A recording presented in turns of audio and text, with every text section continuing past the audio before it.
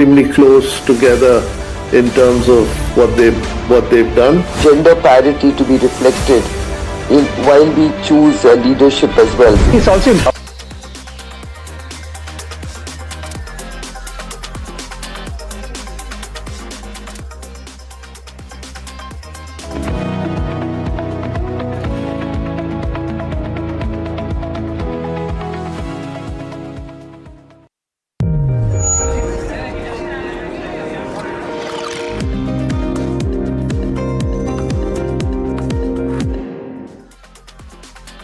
Hello and welcome back to NDTV Profit. You're watching Ask Profit, the afternoon edition. My name is Puneet Zaveri, and over the next half an hour or so, we'll try and solve those stock-related queries that you might have. So do start sending them on the numbers that are flashing on the top of the screen.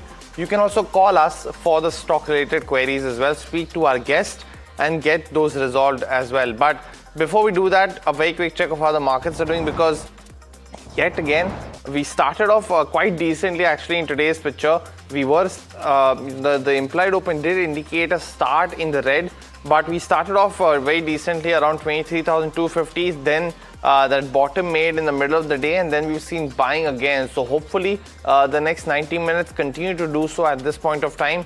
When you also look at the heat map for the Nifty 50, individual stocks that continue to do well in the morning were Trent as well as Indigo. And right now you've seen Indigo actually starting to see much more follow-on buying, almost up 3.6%. Aisha Motors, SBI, Jio Financial as well as ICICI Bank are now doing well, while Trent has actually now not slipped in the red but continuing to be in the green at this point of time, not the top gainer though. In terms of the losers, Titan, ONGC and Tech Mahindra continue to be under pressure. But when you also look at the sectoral heat map, because now we're very even Stevens in terms of the advances and the declines on the Nifty 50 heat map. So the sectoral heat map will be very important. Let's go across to that because it's not individual like IT or a particular index that's dragging the markets down in one direction, but it's a 1% downtick on IT. The PSU banking is seeing some buying though, so up almost 3.4%. The Nifty Bank is also up almost 1.8%, and Nifty Auto is starting to see some follow-on buying now. So very interesting as to what's happening with both these indices at this point of time, and the sector heat map is telling you some perspective as well. The advance decline ratio is the other one, was up almost 4:1 in terms of favor of the advances in the morning, and while that has slightly come off, the trajectory continues to be very well. So we're taking those positives. Mid cap, small cap index also were doing well in trade today. Mid cap was up 0.8% in the morning, and that has continued to do so, while the small cap index was almost up 1.3%, and just continuing to doing well in trade today, up 0.8% as well. And finally, the individual movers, before we start taking all your stock related queries. You've seen that on Rajesh Exports, which continues to be down and out by 5%, locked in lower circuits. You're seeing Avanti Feeds also being slightly under pressure, while Data Patterns, MHRIL continues to do very well, up almost 8 to 13% odd. But let me welcome in our guest for the show. On the fundamental side, we have CA Tapan Doshi, research analyst at catapan.in, and we'll be also joined very shortly by a technical guest as well. But Tapan, very good afternoon to you. Thanks so much for joining in.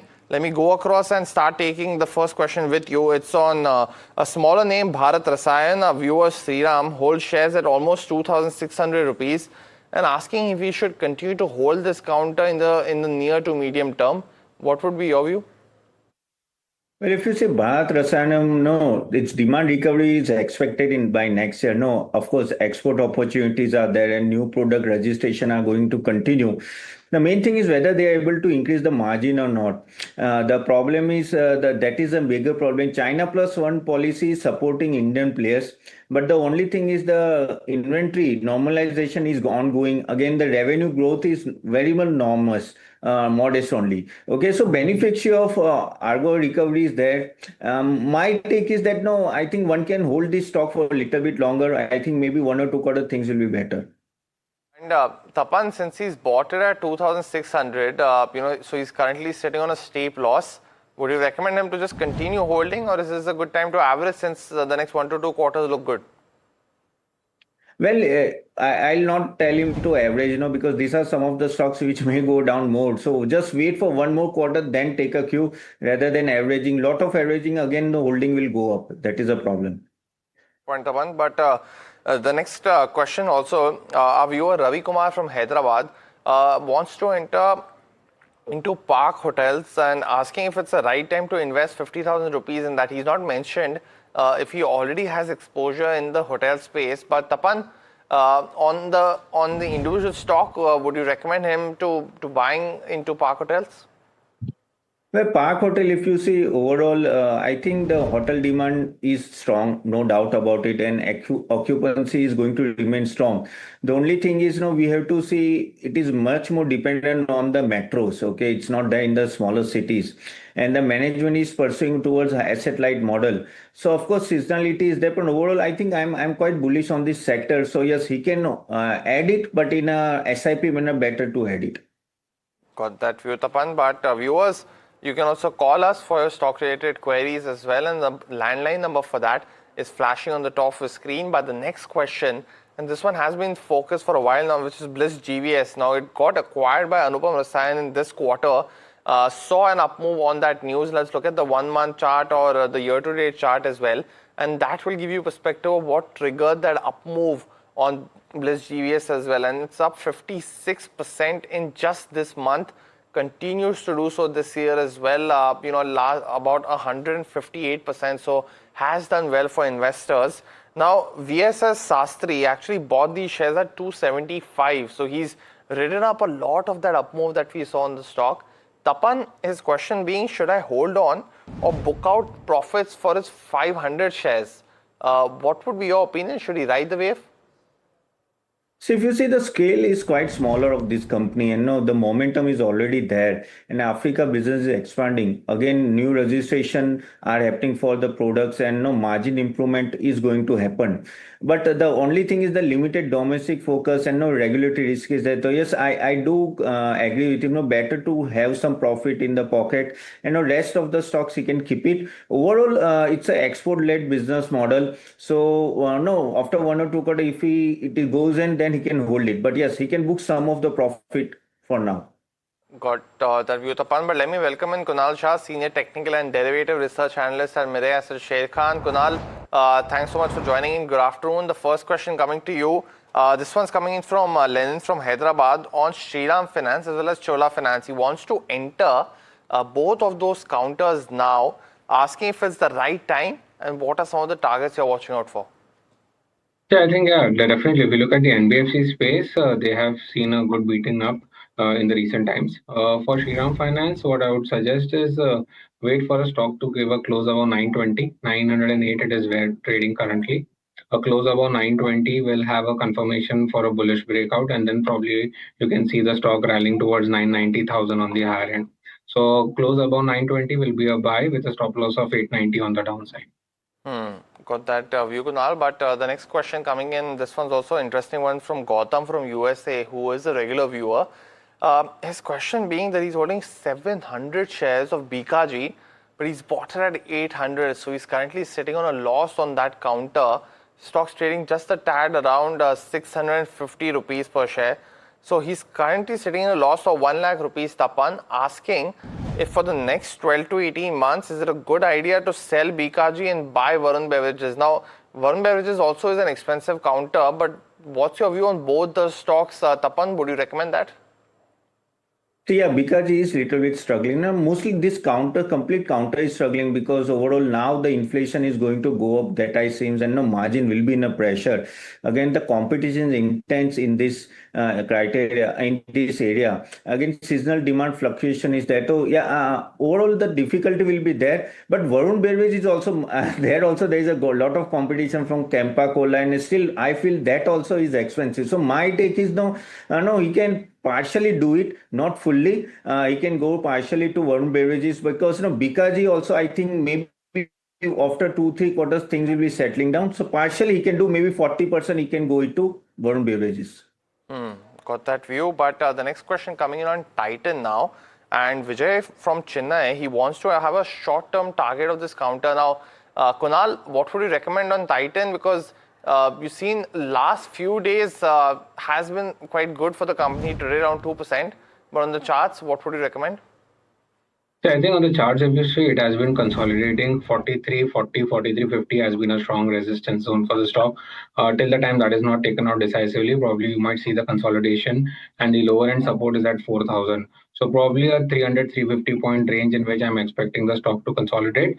If he's holding on the long side, continue to hold with a strict stop loss of on the downside, that is the low what it had recently made, that is of 4,002. If that is breached, then exit your longs. Got that view as well. But the next question, and this is a very interesting one because we have a lot of questions on it, but not too many answers, and that's Ola Electric. Now, stocks flying in trade today.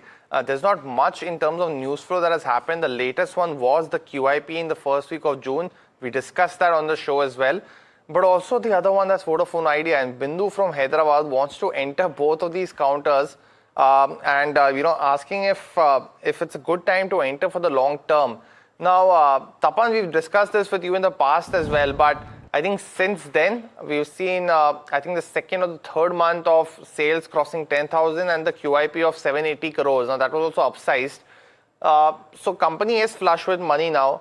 But how are you making sense of this up move as well? Because from almost the lows of 22 has been a very strong up move. What's your view on Vodafone Idea as well as on Ola Electric? See, all the new institutional players are betting on the BESS and overall the Gigafactory. And in future, they feel that the stock is inexpensive. That's why they are getting at this level. And Vodafone Idea, because of the current news, you can see the liability is slowly and gradually increasing, but still they have a 2 lakh crore liability already there. Honestly, my take is both the stock are quite expensive, and no, it's a high risk bet. So if she can take risk, then only enter. I think better competitors are there in both the sector where there it is Airtel, and here it is I think Ether or Bajaj or Hero. And I feel that lot of execution risk is there for both the companies. So my take is avoid from my side for the long term. Better competitors, you can look at it. Got that view, Tapan, but most certainly has been a very strong up move for Ola Electric over the last few days especially. But let's go across, take another query from Sagar Pathak from Mumbai. It's on Great Eastern Shipping. He bought the shares at 1641 and has been holding on to this counter, currently trading at 1427. Asking that it's been last 1 week or something has been very weak. But what do you make of the move, Kunal? Is there a chance of revival to his buying price? I think overall the stock has been one of the big outperformer if you even look at the monthly charts, and now there's a cool off that is happening into the stock. So probably you might see a dip or decline towards the support zone of 1317, 1320 on the downside, and probably from those levels any reversal would give you a good confirmation on the upside. So my sense is if he's a long-term holder, then definitely you should continue to hold. But if it breaks 1300 on the downside, then probably he must exit as long position. Got it. Well, next one that's coming in is on Britannia, and our viewer Mana from Gurugram is actually holding on to these shares for the last 2 years, bought at 5830. So, pardon me, problem is that he bought it at that peak, I think, of 2024, and since then has seen a correction. Asking if he should still, is it advisable to basically still hold on to it, average down, or should he buy into some other FMCG player? Tapan, what would be your recommendation? Because broadly, all FMCG players are, probably waiting to see the impact of inflation amongst others. But would you advise that switch? No, actually, the whole sector is in a pressure because of maybe inflation going up. Again, the volume growth is okay, not so great compared to the valuation they are driving. Again, commodity inflation risk, we don't know how much it will be. Rural recovery is still gradual. Competition is intensifying. Of course, premiumization strategy for Britannia has worked, but still I feel the valuation is on higher side. So my take is don't get into again FMCG. Better to go to other sector. And for Britannia, I think still it is expensive. Don't average it.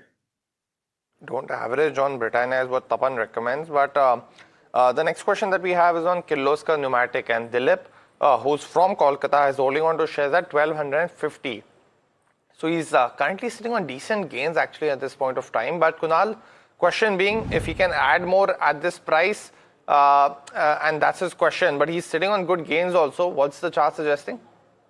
Yeah, I think this is one of the stock where you need to average upwards. I think the larger term chart is also looking extremely bullish, and there could be even further new highs into the stock as well. So definitely my recommendation would be to average even at the current levels. Now the support on the downside is at 1450, 1460, which I'm not expecting it to break. Even on the weekly charts, we have seen a good reversal that has come in. So I'm expecting the stock at least to go towards the mark of 2000, 2100 in the very short to near term. Got that view. But the next question is coming from Anuj from Delhi, and he's holding on to ICICI Pru Life, bought at roughly around 513 rupees per share. So currently sitting on a slight loss, but asking if he should continue to hold on to his 1300 shares or switch to some other insurance counter. Tapan, the whole space actually, barring I think SBI Life hasn't done too well, right, in terms of returns. Would you recommend him to continue holding iPru Life or buy any other company in the insurance space? No, see, even I like SBI Life much better than ICICI Pro. But from here also, I think if he is a long-term player, decent return, he'll get it. See, protection business is growing strongly. Again, VNB margin improvement is there in future. Agency channel expansion is there. Again, yes, persistency metrics are also improving for most of the companies.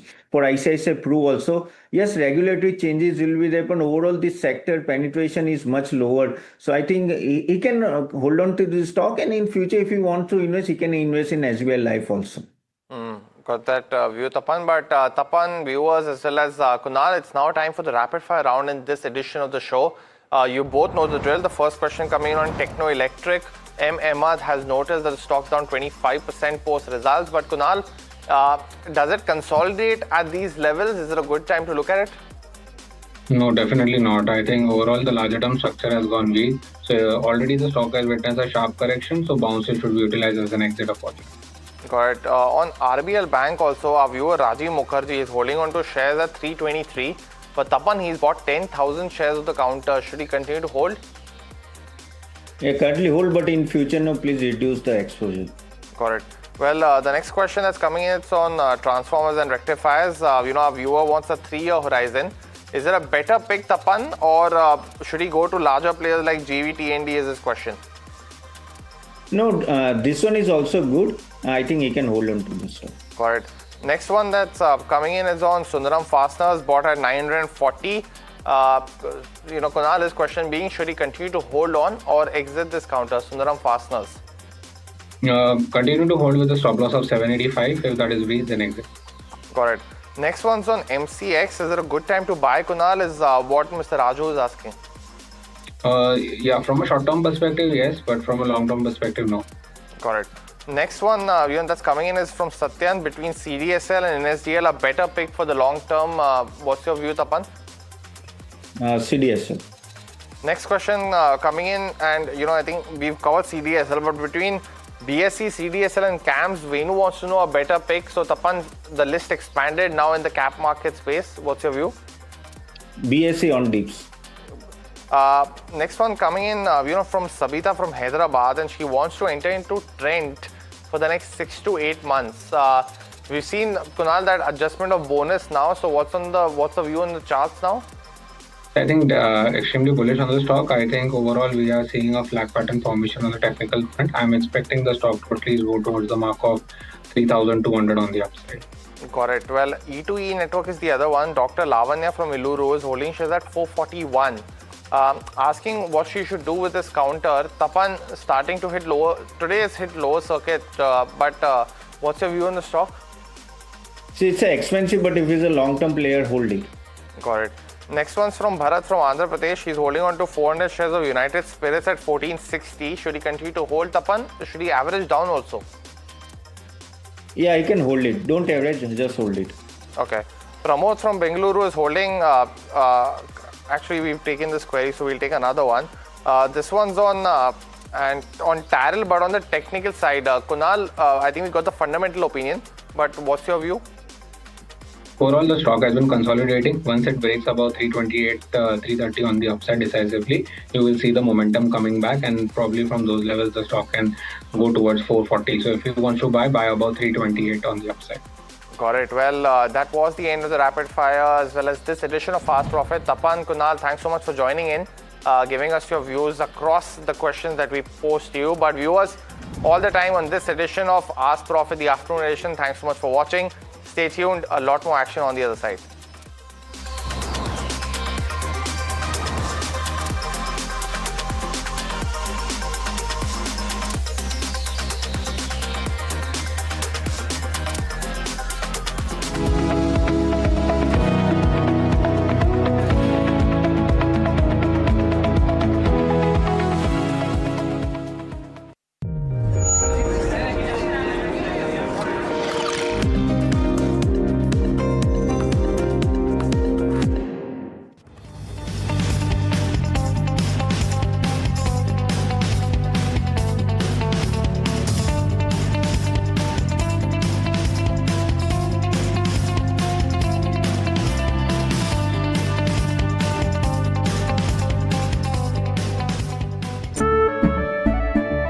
केसरिया से मन जोगी हुआ रे, दिल झूमे देखो मतवारा हुआ रे। केसरिया से मन जोगी हुआ। हर पल मनाओ केसरी त्योहार। विमल, बोलो जुबान Kesari. India Inc.'s most respected names chose India Inc.'s best and brightest. I'm delighted to be chairing of such distinguished fellow businessmen, bankers. It's just lovely to be back on this NDTV jury. I have been a fan of NDTV for a long time. Many of the nominees are extremely close together in terms of what they've done. Gender parity to be reflected while we choose leadership as well. It's also important that how they are reshaping the industries. We got a fantastic jury and we've left all decisions to the wisdom of the jury. Who will earn India's top business honors? Find out on 3rd July at the NDTV Profit Business Leadership Awards. Hi, I'm Tamanna Inamdar. Watch me on NDTV Profit, where I break down the day's biggest business stories. What happened, why it matters, and what it means for your money. Hi, I'm Neeraj Shah. Watch me on NDTV Profit for the most incisive market intelligence and meaningful corporate conversations. And I'm Alex Matthew. Markets, mutual funds, insurance, personal finance. I help you cut through the noise and make smarter financial choices. And here's where you can watch us.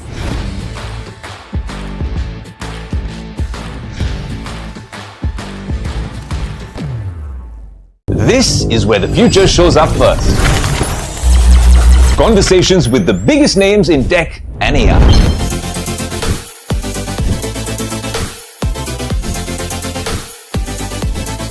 Putting tech through its paces. No fancy jargon or spec sheets, just what matters. If it's shaping the future, you'll see it here first. The Tesla Model Y. This is Tech 360. Real talk, real reviews across the NDTV network.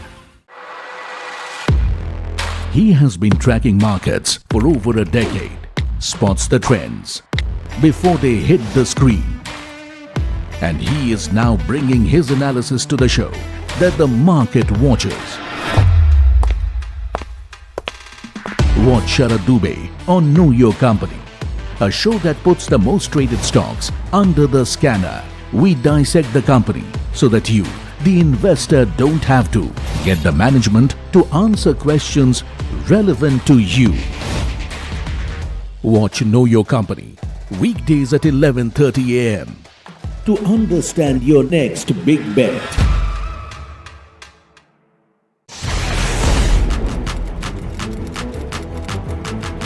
When the headlines move fast, perspective matters. On Editor's Cut, our editors come together with experts to distill the week's information plates into clear perspective. Down the stories shaping the world, from markets and the economy to global conflicts and what lies ahead. This is where experience meets insight.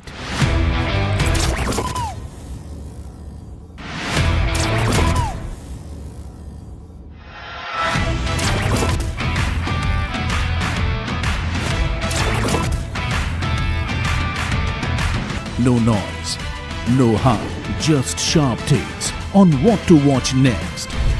Editor's Cut, every Friday, 3:30 p.m. only on NDTV Profit. The news, Ayush. Since when do we do scripts? Fair point. Picture this. The biggest stage. Floodlights. Wow. 4K, the works. Where's the hook? There's going to be celebrities and guaranteed eyeballs. Where's the hook? Think about this. Front page advertisements and hoardings. Bro, where's the hook? Cross-platform, digital first, virality. Without a hook?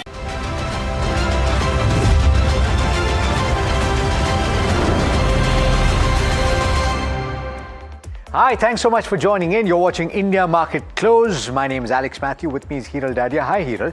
Hello, and an interesting day of trade, I would say. It is, at least for the benchmark. If you're seeing gains of just about 1/3%, this is not where the action is. The action is in the broader markets. It is in the broader markets, and it exactly resonates with the song that you were whistling some time back with Kabhi Alvida Na Kehna for the markets right now. Because there is some bit of respite today. There is some bit of recovery today coming in, right? So absolutely resonates there right now. But clearly, bank is where the juice is today. Yeah. PSU banks and your private banking space, 2% up move What's the coming story, in there. in your opinion? For me, it is the FCNR Absolutely, deposit. it is the FCNR because the kind of gains that banks will see, right, on the back of Nifty this bank. income, you'll see what's happening there. And especially if you see the PSU bank recovery, that is also very interesting. That's where the juice is right now. Let's just pull up the PSU bank index. There you go. 3.5% nearly is the kind of up move that you're seeing there. And clearly your PSU bank book is going to be stronger as compared to the private bank book when you're talking about the GSECs as well, right? Yeah. And that's what the story is playing out for me as well. So the allowance that the RBI came out with just yesterday with regard to the statutory levels that they have to manage and the use of these FCNR deposits, the fact that, and Parag Thakkar was talking about this morning, if a Canara bank or certain other banks come through and say that they'll offer a little bit higher than what was initially offered on the FCNR in order to make it more lucrative for foreign investors to come through, it's still an attractive cost of funds for these banks, right? If you think about it, because right now, the way that deposit rates are in the market, it's not so easy to mobilize those deposits. Correct. So it's actually a good thing for them. For the banks. In fact, let's just look at the good. contributors of Nifty 50, and that will also tell you the story of what is the kind of contribution coming in from the banking majors. If we can just have the Nifty 50 contributors, I mean, there you go. ICICI Bank, SBI, Axis Bank, top three coming in from there. Indigo, yes, a beneficiary in terms of lower crude prices. You've gone below that $93 per barrel mark, and that's the reason why you're seeing those kind of gains. But what's interesting is Infosys under pressure. Bharti Airtel. Surprising, right? It's very surprising. I mean, you did see a positive opening when you talk about Vodafone Idea and Bharti Airtel on the back of the dues that we were talking about in terms of AGR, but that has crashed. Reliance negative, Titan as well negative. Banks is ruling the roost. In fact, let's just look at the sectoral heat map and then we'll look at the broader markets as well. We should look at the sectoral heat map. It's actually a pretty green screen, and this is because the breadth actually is pretty good. We'll talk about that in just a bit. PSU banks ruling the roost, as Hiral pointed out, followed by the Nifty Bank. By the way, on the technical levels as well, even in trade yesterday, despite that broad-based selling, a lot of technical analysts were pointing to the resilience of the Nifty Bank, and that is holding out. Auto was one of the big losers yesterday, dropped about 1.8%, and realty is up and about. It's recovering some ground, up about 1.2%. This is an index that dropped over 2% in trade yesterday. So a little bit of comeback there. But I do want to pull up the... one more thing I just want to point out over here is the pressure that IT is catching up to in today's session. This is something which is coming to my radar because it's been ups and downs, a constant seesawing ride, alternate days is what you're seeing in terms of IT. And in consonance to this, what's happening with defense. I mean, yesterday we pointed out a couple of things which were positive for BEL, HAL. Probably that's also playing some bit of a catch-up. So I think defense could be a sector you should be watching out for. I do want to pull up the advanced decline ratio just to drive home the point on the breadth, right? It might have closed just a tad bit, but it's still holding at a pretty wide point. And it was the polar opposite in trade yesterday. It was pretty bleak. And so this is something that you will take as positive. Of course, the Nifty 50 is seeing a little bit of volatility and a little bit of pressure. Remember, today is the weekly expiry as well. Weekly expiry, and you're seeing more, positivity in terms of the small cap space. Yes. Let's just pull up the mid cap and the small cap index, and then we'll look at the VIX as well. There you go. It's not been as volatile as you could see in terms of benchmark indices. Mid cap 150, and there you go. See, pretty steady, but we're trying to inch there, a 1% gain. But having said that, in trade yesterday, these were Agreed. indices that dropped far, Agreed. far more, right? Absolutely. You had the benchmark that dropped 1%. Mid cap was 1.5%, small cap was about 2%. It's come back there. Yeah, it's come back. Let's just quickly pull up India VIX, and then we'll look at the factors as well that you should be watching out for and the levels. There you go. 15.78 is a very good number to look at from what investors are watching out for, because this tells you that the cautiousness that was prevailing in terms of markets is somewhere going away. And I'm sure the conversations that we're hearing in terms of West Asia crisis, I know not something that we can stick our necks out and say that it's a resolution or not, but that is one of the factors which is playing out, because your Brent is at 93 already. Exactly. I was going to say exactly that. If there is one fulcrum that will move the market in the near term, it is crude oil prices. And so if it went up to 97 yesterday, it's cooled off below today. 93. Yeah, it's cooled off to below 93, and that's positive. And that's positive. In fact, let's quickly look at the factors as well and levels. Brent below 93, one of the key positives that you should be watching out for as we're talking to you about it. Now, Nifty, the volatility is going to remain, and we can't get away from it right now. But support is coming in at levels of 23,000, and hence that bounce back in intraday trade. And then the next level is 23,100. If you see in terms of overall setup as well, it is stronger than Nifty 50 in terms of Bank Nifty. And you're seeing the resistance in terms of Bank Nifty at 54,600 and 55,000. The risk of sentiment has actually reduced in terms of markets after 3 days of value bang that we saw in terms of the small and mid cap space. There is buying which has emerged in the PSU banking space today, as we were talking about. There is buying in terms of auto. However, the performance when you talk about the IT segment, that has remained absolutely muted. If you see in terms of money market moves as well, good amount of strength that is coming in when you talk about the Indian rupee, and the yields have also cooled off. So a strong reversal coming in on that front. And on the global market front, you have global assets which are pretty much steady. If you talk about Iran and Israel, the strikes have been halted, and that is a positive which is impacting your crude oil basket, having an impact again in terms of the Indian rupee as well. So overall, the setup right now is looking absolutely positive. In fact, let's get in our guests. We have Jigar Mistry, co-founder, Bond Capital, and Akshay Bhagwat of JM Financial joining in. Welcome to the show, gentlemen. Always a pleasure. Akshay, let me come to you first. There is volatility when you talk about the markets right now. However, we are way above the key support levels on Nifty 50. And the setup with regards to Bank Nifty is looking much stronger as compared to Nifty 50. If you have to take a trade at this point in time in terms of Nifty and Bank Nifty, what would that look like? First of all, good afternoon. See, clearly it is the bank index which is taking the lead. And if you look at all the banking components, primarily the mid-cap banking space and the PSU banks are helping the bank index to garner strength. Whereas for the case of Nifty, it is the IT which has been a major laggard for the up move in the Nifty. So I believe if a choice has to be made between the two indices, then it has to be the Bank Nifty index. The technical setup is pretty strong. The derivatives open interest readings are pretty strong, which indicate that Bank Nifty soon should overcome the 55,500 mark. That is the first target we are looking, and the extended target can be till 56,000. So clearly Bank Nifty choice among the two indices to take a BTST or buying position. Got it. Okay, so what about individual stocks, Akshay? That's the question, because ultimately in the broader markets as well, even in trade today, there are stocks that are doing particularly well. You take, on the back of news flow, right? You take Fino Payments Bank, you take, I believe, Serra Sanitary Ware is up and about, you have Studs that is doing well, accessories. What are the individual stocks that you're liking? So I have two trades which I would recommend for the show. One is from the cement pack. It is Grasim Industries, which is again at a support base. It did stage a technical breakout, few trading sessions back at the levels of 3,100, revisiting the support, showing good intraday strength from the support. So an ideal candidate from a risk reward payoff to buy at current market prices for a trading target of 3,200 and 3,250. Maintain a stop loss of 3045 on this buying position. And banking has to be the second name here because there is where the entire momentum game is. And Punjab National Bank is my stock selection in the PSU banking space. Current market price 109.5. Possible technical targets work up till 116 to 118. And you can maintain a short-term trading stop loss at 104 on this buying position. Okay, so that's with regards to where your top picks go. But let me get in Jigar Mystery as well. Jigar, good afternoon and welcome. This is Hiral on this side. My question to you is the kind of interest that's emerging in terms of banking majors today. It's PSU banking space which is hogging the limelight. How are you looking at valuations in the BFSI space, and would you be a buyer at current levels? And if so, between private and PSU, where would your bets be? Hi, Hiral. Good afternoon, and thank you for inviting me to your show.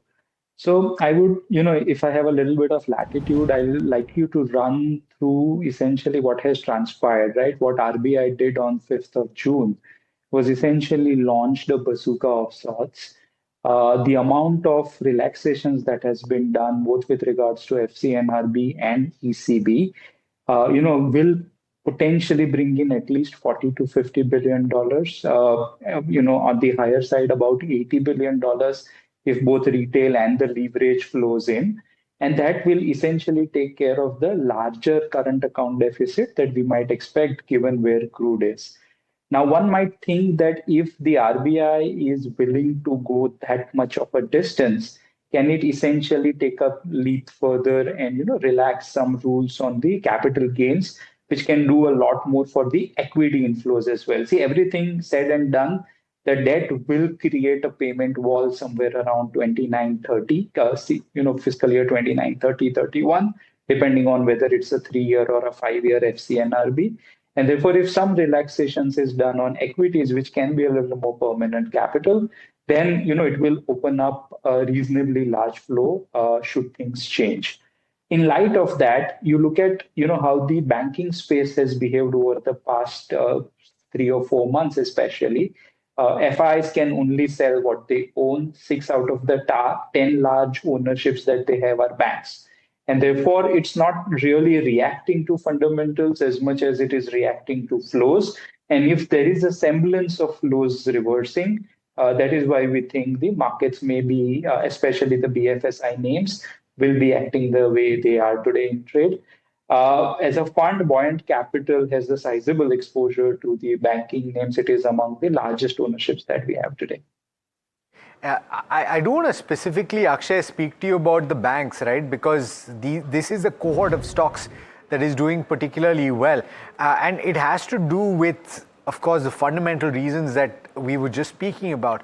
But on the bank Nifty and on individual names in the banking index, specifically, for example, State Bank of India was one of the stocks that our technical analysts that we spoke to at the start of trade today was positive on. What would you say with regard to that? Yeah, so absolutely. If you look at the banking pack and I were to dissect as to which banking pack is doing well, clearly the PSU banks are taking the lead here. And the flow is clearly, money flow is chasing the PSU bank from a momentum perspective. So if you talk about State Bank of India, we are at 1006. There is a small range bound consolidation breakout, which we have noted on the technical charts today. And that is signaling a possible upside target till 1045 from the short-term perspective. Another name you can choose here is the Union Bank of India, again from the PSU banking space.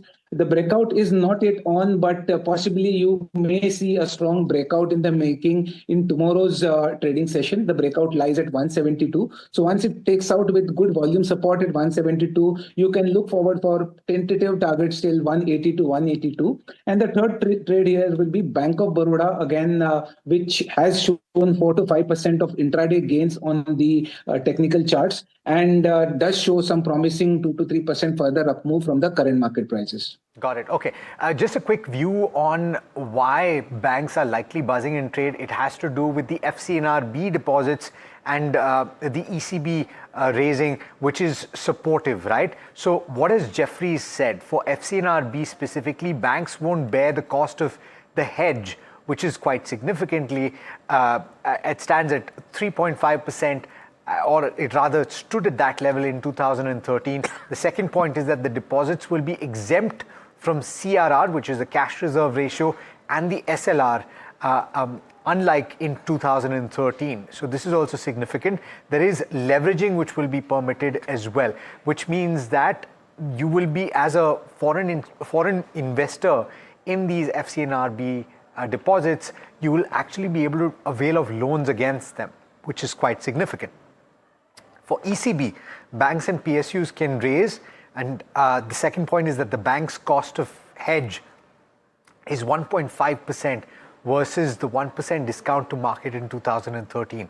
Both of those are actually positive. The leverage, according to Jefferies, will be key attraction, 7 to 10 times the leverage at 1.5 to 2% spread, which drives the US dollar IRR of 17 to 27%.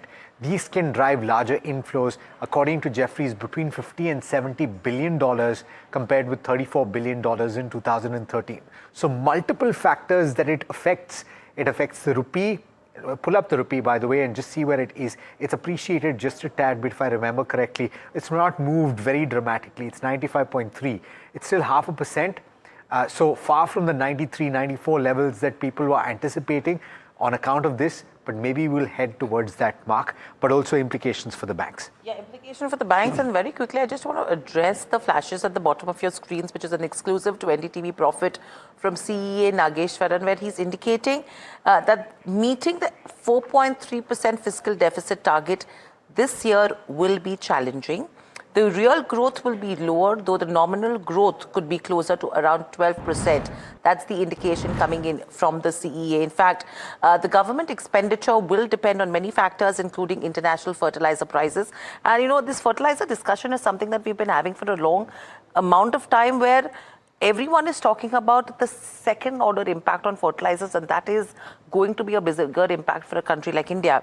What he's indicated is that it's not impossible, but a tough task to meet the target this year when you're talking about the fiscal deficit target of 4.3%. And that is a very important statement that is coming in from the CEA. Apart from this, what he's said is, in terms of the currency devaluation, that the rupee is undervalued at this level.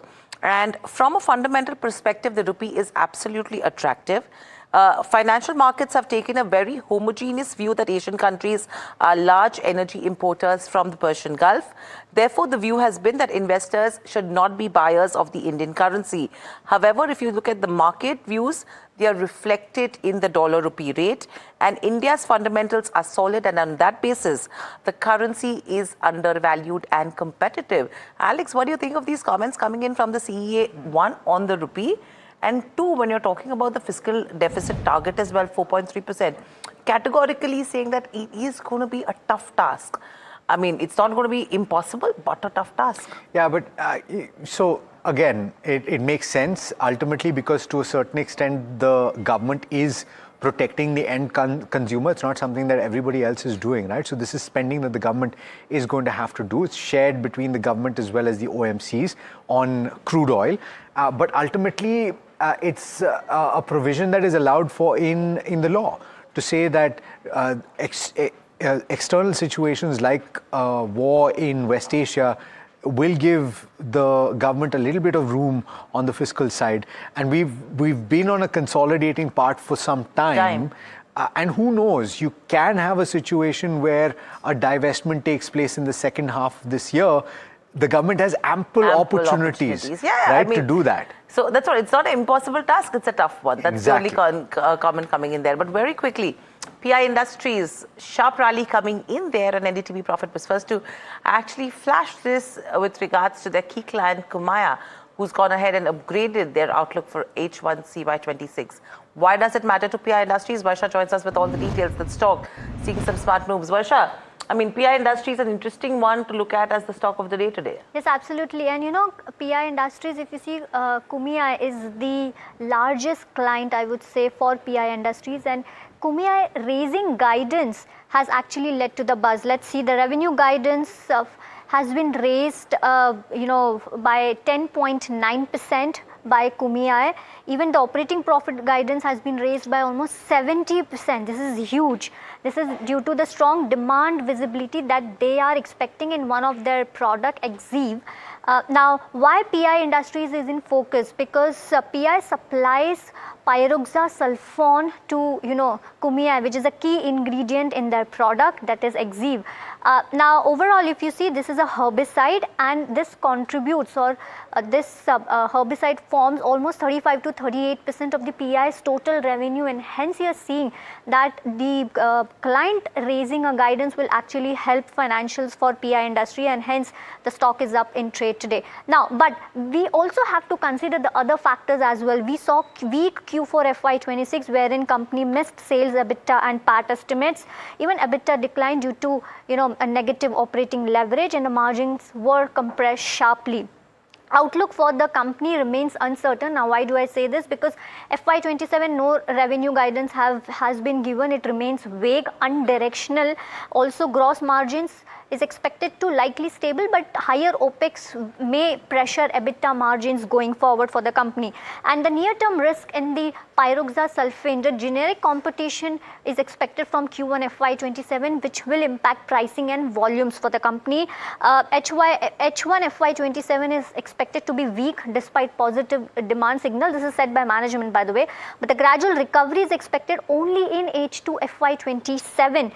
Lastly, CSM business, which is the core business for the company, if you see, is down 15% due to global agrochemical slowdown, and there has been seen a weak demand when it comes to patented molecules, which has been impacting growth, and domestic business also declined. So overall, while this news is a positive one, but you also have to consider the other factors as well. Positive news. Thank you so much for that. I know the management of EPAC Durables is absolutely waiting by patiently, but we'll go to them. A quick question, Jigar, with you in terms of where PI Industries go on the back of the announcement that has come in, with where valuations are stacking up, with the way the industry has been right now on the back of the West Asia crisis. How would you look at this one? Sorry, Hiral, we don't own the space. Stocks anyway, we are not allowed to discuss. Okay. But it's not something we are interested in. All right, no problem. Stay with us. In fact, EPAC Durables, that's another one that you should be watching out for. There has been a sharp drop in AC sales and inventory-led working capital stress as well. But the question is, with the summers coming in, what is the outlook looking like? Joining us on the show is the management of EPAC Durables to talk to us about FY27 as a whole. Ajay Singhania joins in, MD and CEO at EPAC Durables. Ajay, welcome to the show, and it's always a pleasure to speak to you. My question is, if you have to look at the fourth quarter and if you have to look at what happened in FY26, everything was absolutely depressed in an industry like yours to some extent when we speak to other managements as well, and everyone was hoping for a ray of hope. The sense that we got this time around as well, that it's not as good as we had anticipated, but probably things will improve. What is the trend telling you now? So good afternoon. First of all, after a very subdued and a pessimistic FY26, I think we are in for a better 27.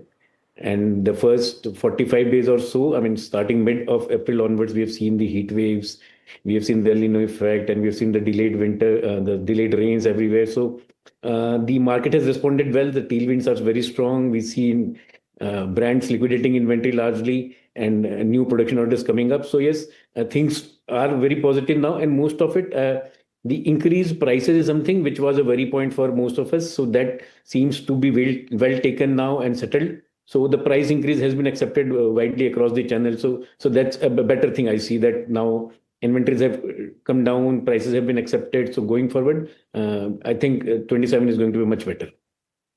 Ajay, good afternoon. Alex here. Could you help us put some numbers to that, or at least some color to that? If you say that it's better, how do you define better? Okay. So see, overall, if we look at FY26, industry-wide, we are seeing a 20 to 25% of degrowth for the whole industry in terms of the sales number. And same was with us as well. So we saw the AC business degrow by almost 33%. Whereas if we compare it with FY25, which was one of the best years in last 5 years, current year is on track to pass the 25 growth. So definitely, I mean, I'd not like to compare it with FY26, which was a very slow number. But even if we compare it with FY25, we see a definite growth. So a growth of, let's say, almost a 10% on FY25 number, or a growth of 35 to 40% on an FY26 number is something which is a positive sign for us. For the industry as a whole. Okay, so then what does that mean for your financials? And at the same time, when you're talking about price absorption, this has taken place. But let's face it, for the segment that you're talking about, there is a significant amount of inflation. And so those pressures will likely continue through the rest of the year as well, Ajay.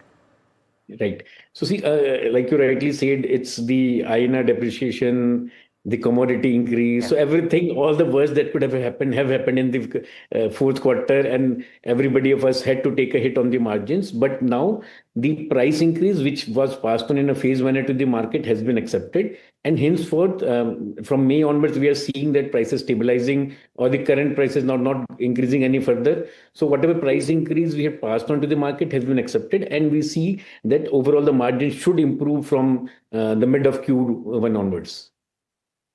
Ajay, my question to you is, what happens in terms of where the inventory goes? Because I think that was one of the concerning areas for the industry, not only yours. So how are you looking at the inventory, and when do you expect that working capital then to normalize for you as well?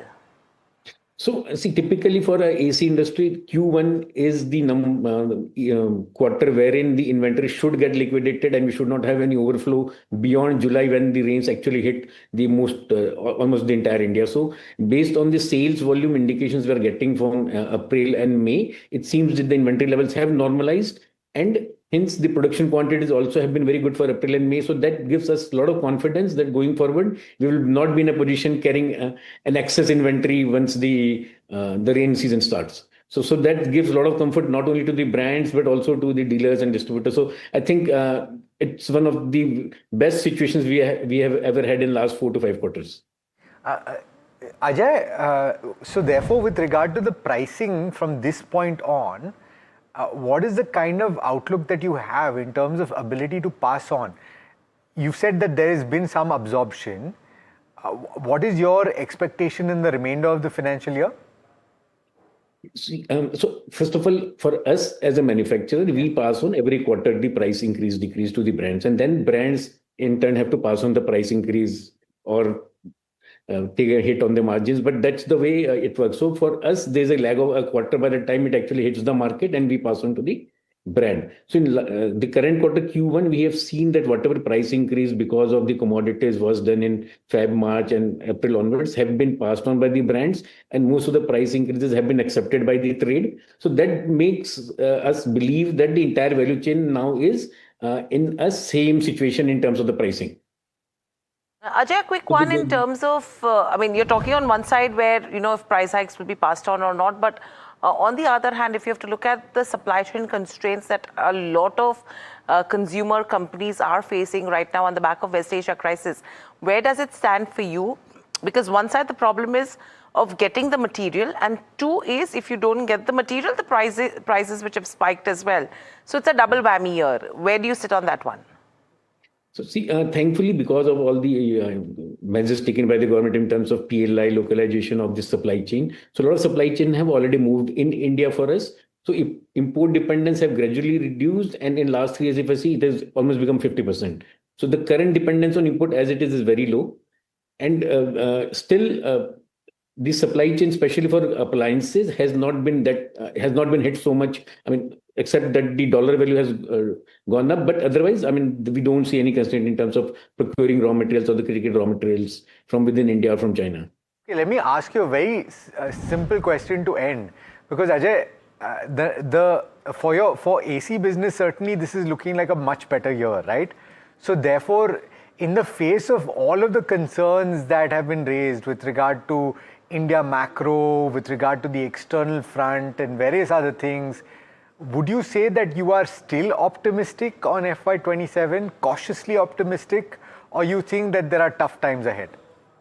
No, so I'll be very optimistic, not just optimistic. I can say with a lot of confidence that not only AC is growing, but at the same time, there are other opportunities around. So like the fuel crisis and all has been helping us market the induction cooktops and the small appliances, which we do. So a lot of cooking appliances have shifted to electrical. So that's another vast field which has, or an area which has opened up for us. So there's always a silver lining in, and we see that both the small appliances and the AC business growing this year, and a double-digit kind of a growth is definitely on the cards. Okay, on that note, Ajay, absolute pleasure and wish you all the best in FY27. Thank you so much. Thank you so much. Okay, all right. Now, we were referring to the chief economic advisor to India and what he was saying with regard to fiscal deficit and with regard to the rupee and various other things. All of that is in a conversation that he has had. This is, of course, CEA Anantha Nageswaran with my colleague Shrimi Chaudhary. Here's a slice of that conversation. You know, the growth numbers has surprised many of us. What's your outlook for FY27? And as the Modi government, completes 12 years, what's your assessment on the economic progress so far? No, I think you have packed multiple questions into one sentence. No, the Indian economy is resilient should not have been a surprise, because post-COVID, we had consistently grown at over 7%. And I think some of the effects of the lagged effects of the reforms starting from 2014 were beginning to show through, particularly the supply side capabilities in the economy having improved so much, and the fact that fiscal consolidation and fiscal prudence brought down the interest rates for the government, and naturally spilling over into the private sector borrowing costs, etc. I think there shouldn't be a sense of surprise at how well the economy was doing before the West Asia conflict began. Now, talking about the outlook for 26-27, naturally it is clouded by uncertainties. We were very confident on February 27th about the growth rate being 7 to 7.4% for the current financial year. Obviously, that's going to be a very humongous task to get there. It will be more likely in the range what the central bank put out on Friday, 6.6% with downside risk. But that should not take away from the fact that once the conflict subsides and energy prices return to pre-conflict levels, India's growth trajectory will bounce back towards the 7+% range that we had gotten used to post-COVID. So you expect that 7% once we will get into the recovery mode, but you kind of refrain from giving up specific estimates for FY27, and you said during your briefing also that you will go with the RBI projection, the latest one, but wanted to understand if this drag on and for a longer period, do you think that the growth will spill below 7%? No, I think for the current financial year, I think 7% looks like a stretch. There's no question about that, which is why I said I'll go with the RBI's projection, which is 6.6, with the downside risk attached to it. I think that's a fair characterization. In the light of what has been achieved in 25-26, which is a 7.7% full year growth rate, RBI has projected 6.6, which is a 1 percentage point drop. And with the downside risk label attached to it, which I think is a fair characterization of the uncertainties that we face in the current financial year. But sir, tell me, the Q4 numbers, we have seen it's beaten the estimates. Yeah. Even the overall FY26 looks really strong. Do you think that it's because of rebasing of the GDP, or is it consumption and demand and the several reforms which government has taken in the past few years, and that is reflected in the growth numbers? No, I will not attribute to just the rebasing alone, because naturally last year, if you look at both the supply side, the GVA numbers and the GDP by expenditure numbers which MOSPI puts out, it was a balanced growth profile. I mean, manufacturing was a stellar performer in the GVA in the supply side, and on the demand side, you had good growth in across all segments of the expenditure, which is government, private consumption, capital formation, investments, and net export growth as well. So it was a question of all-round growth that was contributing to the 7.7% overall growth outcome. So can we say it's a combination of reforms also and the rebasing of GDP? Can we say that? Or? I would actually attribute more to the lagged effects of the 12 years of reform that were eventually coming through, as I mentioned, tax reforms, the GST, and then the direct tax slab widening and rates lowering that happened in the course of the budget, February 2025 budget. And the lagged effects of supply side infrastructure that improved the economic capability. If you remember, in January, when we released the economic survey, in chapter 1 on the state of the economy, we actually did upgrade India's potential growth estimate from 6.5%, which we had put out 3 years ago. And now we said we had reached a steady state of 7% growth rate, and we had explained the reasons, and it was not rebasing. It was the cumulative effect of all the reforms, which we felt, barring external uncertainties, the Indian economy was poised to have a steady state growth rate of 7%. And that's exactly what the 25-26 numbers reflect.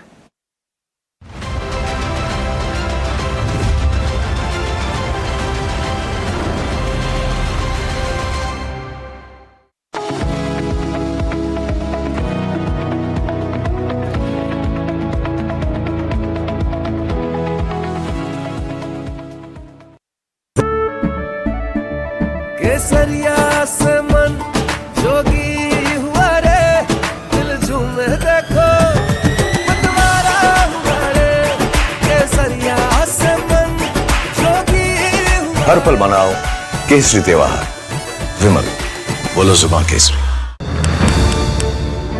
India is rewiring. The way it builds, the way it connects. विकसित भारत के निर्माण के लिए जरूरी हर क्षेत्र में भारत तेजी से काम कर रहा है. From infrastructure to digital access, from reform to real impact. But the big question is, what will define the next India? NDTV Ignite, the Future India Summit. A closer look at governance, growth and the future of a new India on the NDTV network. This is where the future shows up first. Conversations with the biggest names in tech and AI.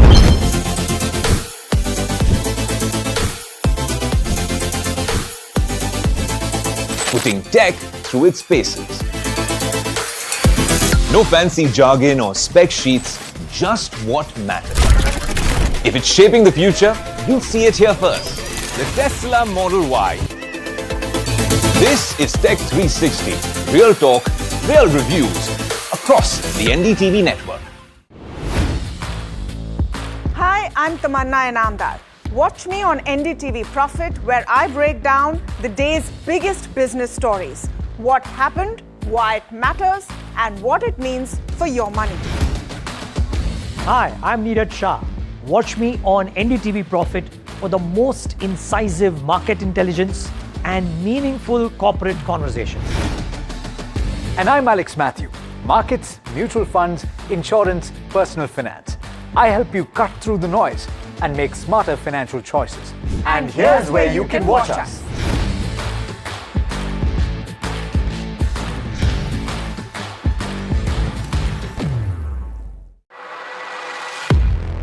He has been tracking markets for over a decade, spots the trends before they hit the screen. And he is now bringing his analysis to the show that the market watches. Watch Sharad Dubey on Know Your Company, a show that puts the most traded stocks under the scanner. We dissect the company so that you, the investor, don't have to. Get the management to answer questions relevant to you. Watch Know Your Company weekdays at 11:30 a.m. to understand your next big bet.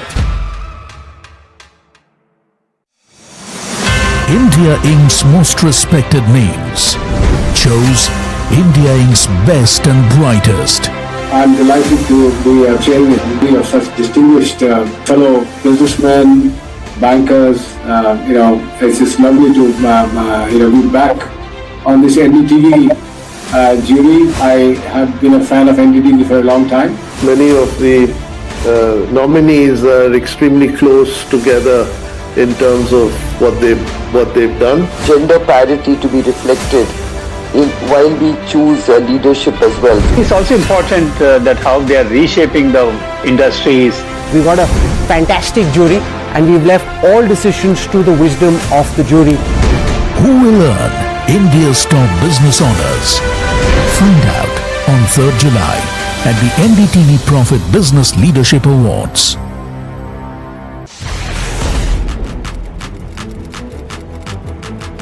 When the headlines move fast, perspective matters. On Editor's Cut, our editors come together with experts to distill the week's information plates into clear perspective. Down the stories shaping the world, from markets and the economy to global conflicts and what lies ahead. This is where experience meets insight.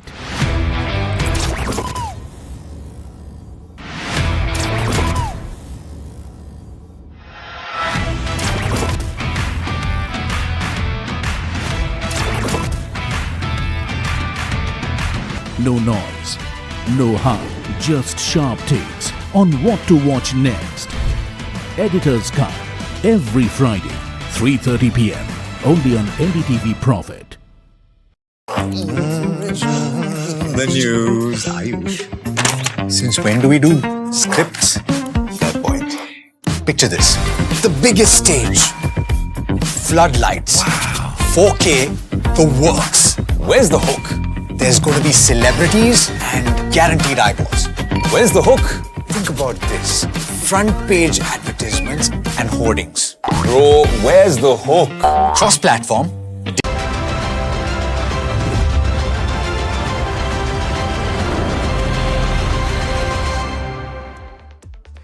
Welcome back. You're watching India Market Close, and it is turning out to be a decent day of trade. And you had a bit of a spike for the benchmark Nifty 50, about 0.5% now higher, but it's given up a little bit of ground. Really, the big action is in the broader end of the market, where you have gains of about 1.3% for both the mid cap as well as the small cap index, 1.4% at this stage, and climbing just a tad bit. So pull up the market breadth just to see whether that has changed dramatically. It will likely be at the widest point. That is indeed the case. And there are quite a few stocks in the broader markets that are doing well as well. You have the Nifty Bank that is doing particularly well. It's gaining about 2.2%.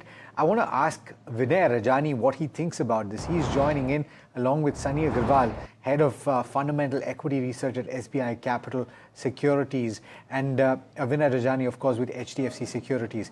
Vinay, what do you make of the spurt that we're seeing? Quite a bit of action at the broader end.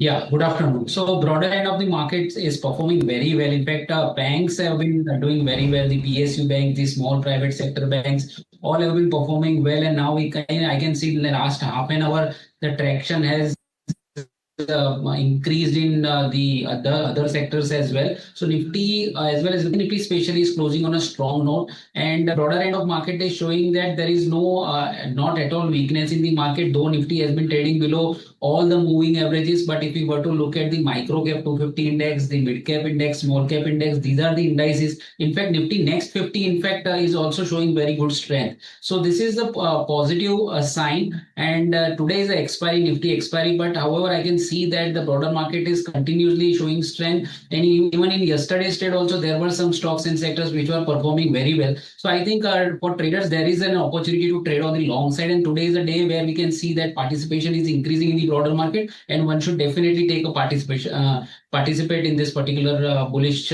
move, which can sustain for next couple of days also. Okay, so that's with regards to where markets go right now. Vinay, but in this kind of a scenario with the surge that we are seeing today, anything that comes to your radar that could be a good momentum buy as well?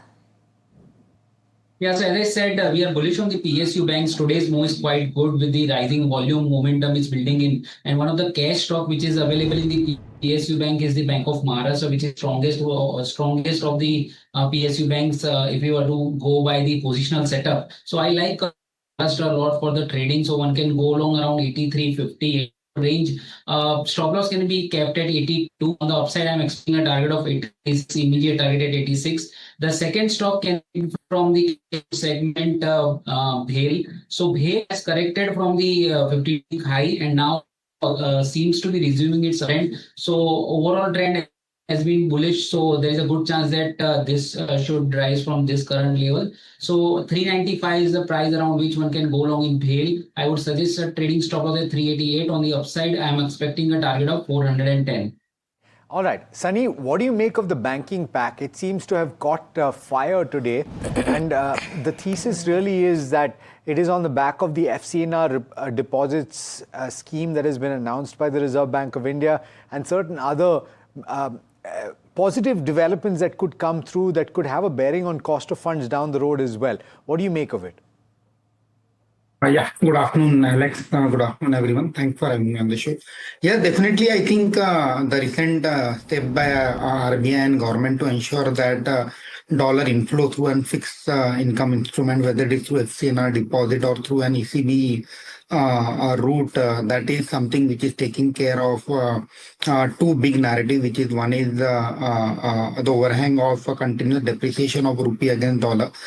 So there is an expectation that as the various experts have pointed out, closer to $50 to $60 billion kind of inflow can be expected over the period of next 3 to 6 months. So that gives a lot of comfort in terms of stability on USD INR. On the other hand, the narrative of inflation or increase in rate because so as to temper the USD INR on the one hand, that is something which has died down post this measures taken by banks and RBI. And third is obviously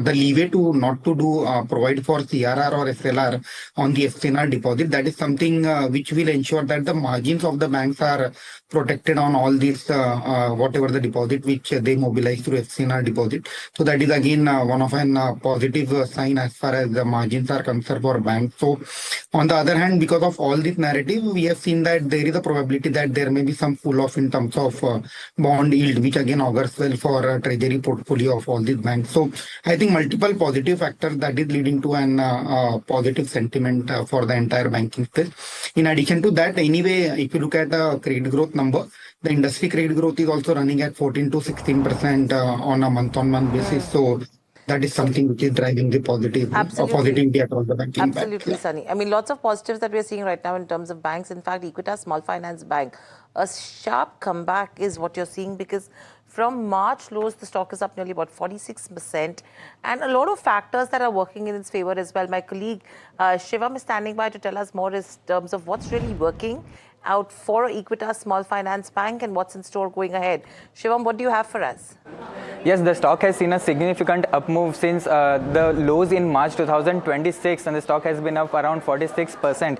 Now, if we look at the FY26 overall picture, in first half of FY26, the bank has recorded a net loss, and also there were higher provisioning. Also, if we look at the MFI lending segment, there has been a slowdown. Now, if we look at the second half of FY26, there has been recoveries in the bank. The margins have expanded, and also the bank is mainly focused on secured lending growth.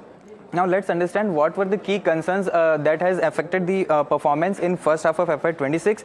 So bank has reported a quarterly loss first time since 2008, and that was on the back of higher provisioning as the bank was facing collection issues in the MFI segment. Now in fact the FY26 profits of the bank has also lowest since FY19, and the collections, as I mentioned, wasn't normalized in FY26 starting. Now the company has also expected expected recoveries by the quarter first of FY26, but got delayed to quarter 3 and quarter 4 of FY26, and the result of that we have seen in the margins, which have witnessed a sharp decline, and the yields have also dropped, and there has also been increase in the credit cost, which was mainly due to higher provisioning. Now, what has led the improvement in quarter 3 and quarter 4? So the bank has shifted to a monthly repayment model and also has maintained the MFI mix at 8.5%, which is down from 12% in quarter 4 of FY25, and the company has mainly shifted towards the secured segments. Also, the non-MFI disbursements have improved to record levels in quarter 4 of FY26, and the bank is also focusing on acquiring customers which have lower leverage. In terms of outlook, the MFI exposure is currently capped, and the collection and slippages are improving, and the main key monitorable remains this CV segment, where the segment can see a stress due to the rise in the fuel cost. Also, the company aims for the 20% advances growth and with a sustainable margin, which is guided at around 7% levels, and the credit cost will also normalize to 1.5% going forward. Okay, thank you so much for that interesting deep dive, Shivam, because that's clearly telling you a story. Sunny, any view when you talk about Equitas Small Finance Bank? Because a sharp recovery that we've seen, and financials also are showing you some bit of an improvement. Yeah, definitely. We have witnessed a very sharp turnaround across all these small finance banks, including Equitas, as the stress on MFI portfolio reduces, and at the same time, proactively, all these banks have taken steps to diversify away from MFI portfolio, and that is something which is bearing an result. So, as Equitas has also guided that FY27 exit ROE can be in the range of 1.5%, so that itself augurs well. And anyway, trading at a very reasonable valuation with all the product portfolio which has break-even as far as loan book is concerned. So we continue to remain a positive stance, maintain a positive stance on small finance bank, including Equitas. Got it. On the technicals, since we're on the subject, Vinay, what do you make of Equitas Small Finance Bank? So there was a multiple top resistance around 73, 74. The stock has recently surpassed that resistance, and it is a clear-cut reversal case on the charts, on the positional that I'm talking about. And entire this NBFC and the finance space has been performing well for last couple of weeks, and it seems that the stock has seen a good reversal on the positional chart. So there is a breakout above 74. Stock is comfortably trading up there. Right now it is trading at 75, and we can expect higher levels. So yes, positionally I'm expecting this stock to do well. We can immediately expect a 8 to 10% upside from this current market price, and stock looking good. Immediate support is placed around 68, 69. So with traders can keep that level as a stop loss in their mind. Okay, so that's Equitas Small Finance Bank. You know, a couple of other names which are buzzing in trade today on the back of volumes. Studs Accessories, daily volumes are 17 times its 20-day average. If you pull up that one on the screens, the stock has hit a 3-month high in today's session. The second one I want to talk about is a Mahindra Holidays as well. Very strong volumes. Largest single-day gain that stock is seeing since the 13th of January, January of 2013, I beg your pardon. And it snapped a 2-day losing streak. You have a Patel Retail as well. Largest gain since March 2020 in a single day, and it's actually snapped a 2-day losing streak.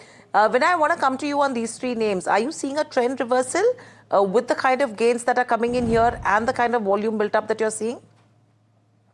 Yeah, so as far as studs is concerned, the history is less on the NSE, and the stock has gone up by 20% with a significant jump in volumes. So definitely we cannot comment against the trend. So definitely it has surpassed the previous swing high of 500 and trading at 527. So nothing to be shared. I have never tracked or recommended this stock in the trading. So I don't have that much, we can say, knowledge about it, and history is also not there. But definitely stock has moved up, and the previous resistance is now likely to act as a support, which is around 500. So 500 should be the stop loss, and one can expect some higher gains. And as far as this Mahindra Holiday or Hansard is concerned, yes, the primary trend has been into clear cut on the downside. Today, after a long time, this stock has moved up by 10% with a great jump on volumes. So this could be a short-lived bounce back because the primary trend is clearly on the downside. So if somebody wants to trade this stock, I would suggest a strict stop loss should be kept because the primary trend is not supporting. So I would suggest 220 should be the trailing stop loss in this stock. And as the stock goes up, you should trail the stop loss on the higher side. That would be the best strategy because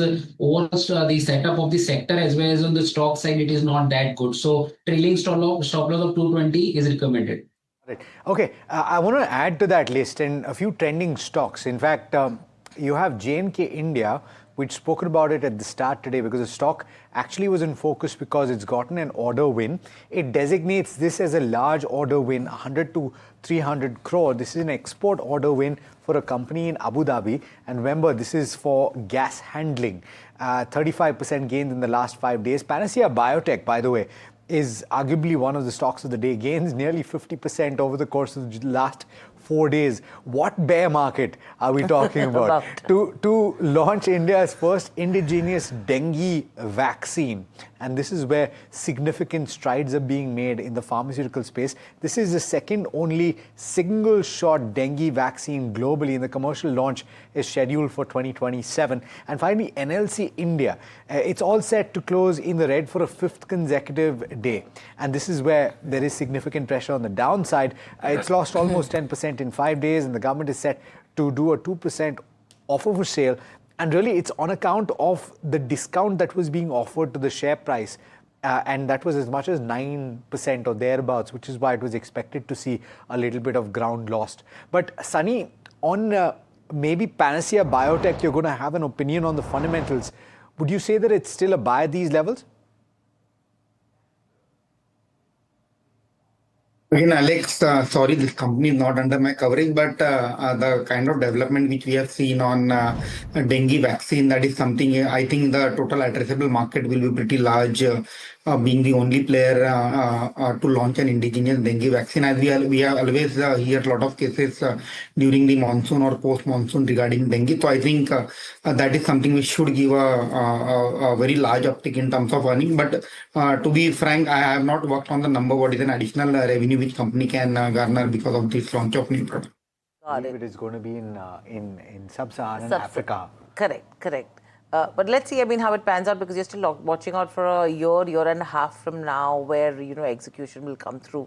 But telecom space, we opened up in the positive. You're seeing some bit of pressure building up on a Bharti Airtel as well. And that's why it becomes a tale of two sides. And hence, we've picked up the telecom sector for a bull versus bear case scenario, because the Bombay High Court did give in a relief as well. Plus, you have the demand, the ARPU that is being looked at. Sharad is standing by with all the details. Sharad, why a bull versus a bear case scenario? Because this is a sector where you're seeing some bit of positivity which is still emerging right now, but you already have a bear case for it.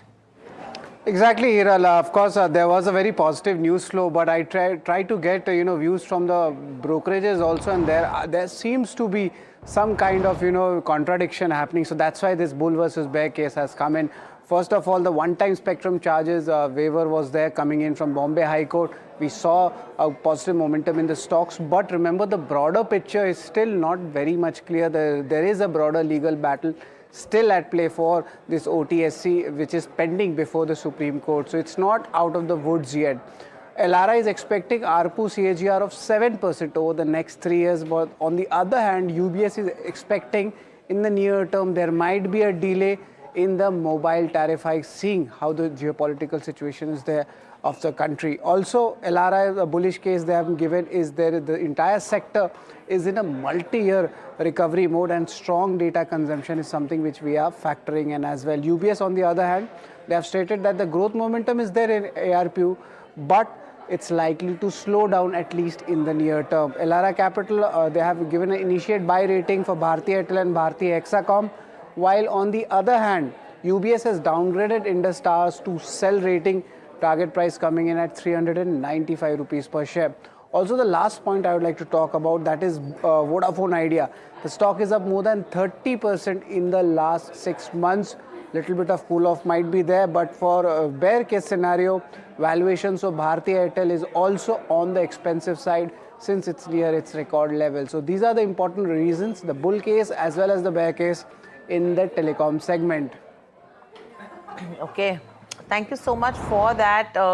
Any quick view, Sunny, if you're to look at Bharti Airtel in one way, that stock right now is down 1%. Vodafone Idea is also seeing profit booking after the sharp run-up that we've seen. And you have a Bharti Hexacom as well as Indus Towers that comes to the forefront. How are you looking at this entire space? We continue to maintain a constructive view on telecom service provider because we feel that still there is a lot of scope in terms of ARPU rise, which although there has been some delay in terms of Your top price pick be? hike. What would your top pick be if you have to look at any of the four names? Bharti Airtel. Okay, so Bharti Airtel it is that you should be watching out for. I'm not sure if I want to take a technical view on that, but Adani Energy Solutions, that's another one to focus on. They're looking to acquire IntelliSmart. Sharad continues to be with us to tell us more. Sharad, tell us more in terms of the acquisition and how would this actually aid the company? Well, this is a very large acquisition coming in from Adani Energy Solutions, and after this acquisition, the company is on track to become India's largest smart meter player. Now, to put that in perspective, Adani Energy Solution is targeting almost 4.7 crore smart meters after this acquisitions, and IntelliSmart is already having 2.2 crore meters order coming in from the states of Gujarat, Madhya Pradesh, Bihar and Uttar Pradesh. Also, let's look at the key finer details. The proposed acquisition is almost 3,050 crore rupees. It includes, of course, 100% equity stake in IntelliSmart, and also the acquisition includes the redemption of the optionally convertible debentures of IntelliSmart held by NIIF.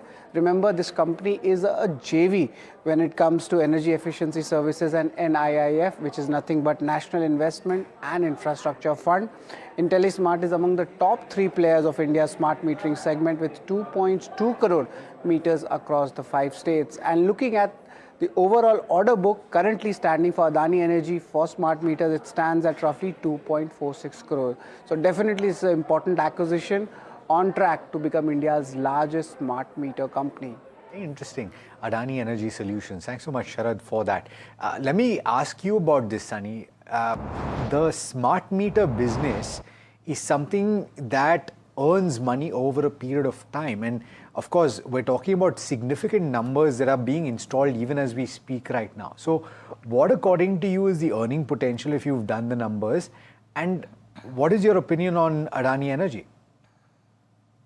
I think again, as you rightly pointed out, that smart meter is something which gives you a kind of annuity income over the period of whatever the life cycle of a smart meter. I think opportunity definitely exists for all the distribution company, and at the same time, the propensity to control your client in terms of payment cycle and all the other aspects.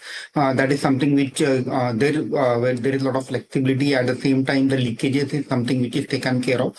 So I think opportunity definitely exists. The only issue which we have observed in the smart meter space has been then that there has been some resistance in terms of consumer accepting that as a product. But anyway, being a regulatory requirement, gradually everyone, each one of us has to accept that product, and gradually that is something which should lead to a kind of new revenue stream for many players, including Adani Energy Solution or Genus, which was leading this race being ahead.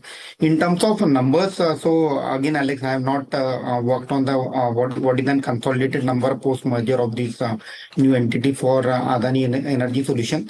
But having said that, broader view continue to remain positive for distribution companies, as we have seen that gradually as this geographical area keeps on expanding, we believe that the earning will keep on compounding at the rate of 10 to 12% for all such utility players. Take coming in there, and just a disclaimer that Adani Energy is, NDTV Profit is an AMG Group company, which is owned by Adani Group as well. But moving on, you have the pharma pack that is in focus, and especially the CDMO players, because Pentagon's WuXi has actually red flagged that it has a red flag which may trigger a gradual pharma shift away from China, positioning Indian CDMOs as key alternatives for global outsourcing. It's a pharma pivot that has probably going to hit China, where US Pentagon has flagged the WuXi Aptech as linked to Chinese military sources. In fact, this could become a positive because this is not a ban right now directly, but a strong warning tag that they've given out as well. Now, if they continue with WOOXI, they risk losing US government business, and companies will try to reduce their Chinese exposure. It matters because WOOXI AppTech is a key global CDMO player doing drug research and manufacturing, and around 75% of WOOXI's revenues come in from US clients. It works with many top pharma companies worldwide and supplies key ingredients for Eli Lilly's obesity drug Zepbound, and the disruption here can actually impact global drug development.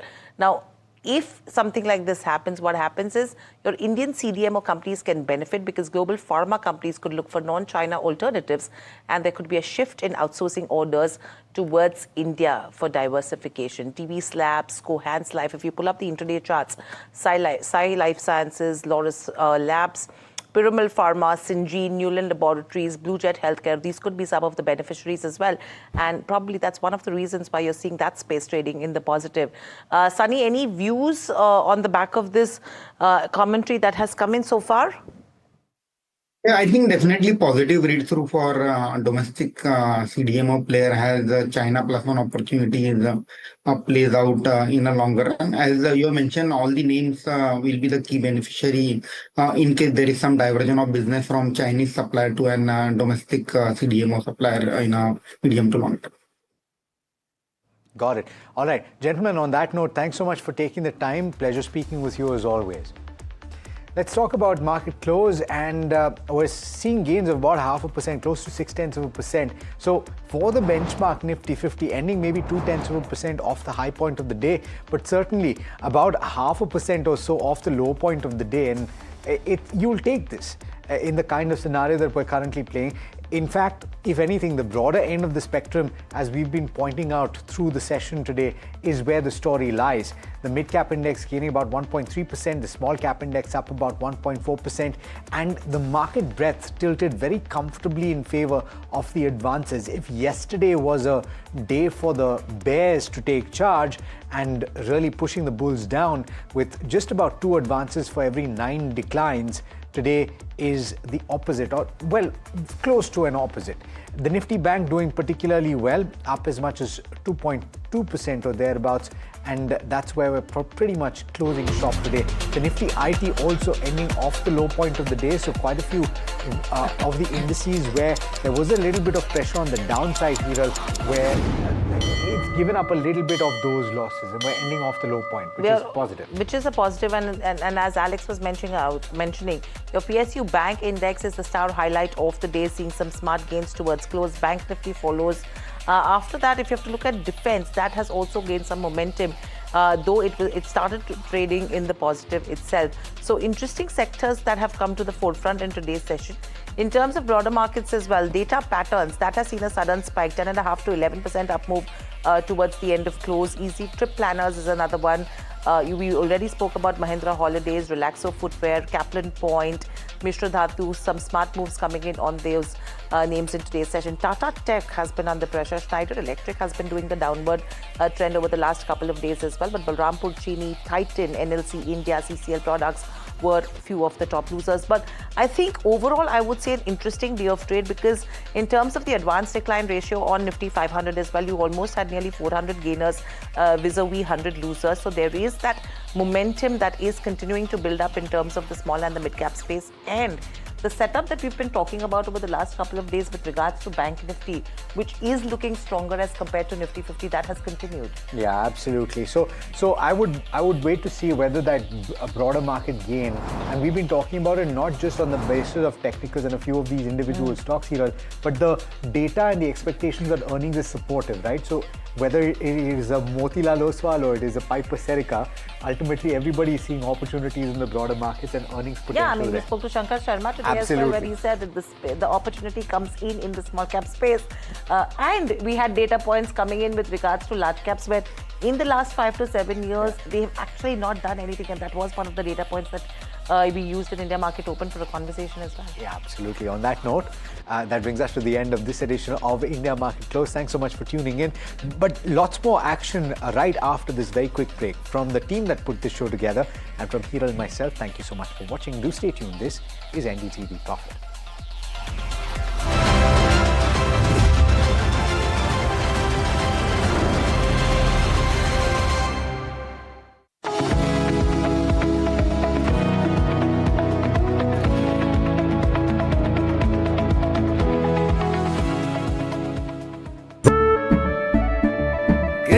केसरिया से मन जोगी हुआ रे दिल झूमे देखो मतवारा हुआ रे केसरिया से मन जोगी हुआ हर पल मनाओ केसरी त्योहार।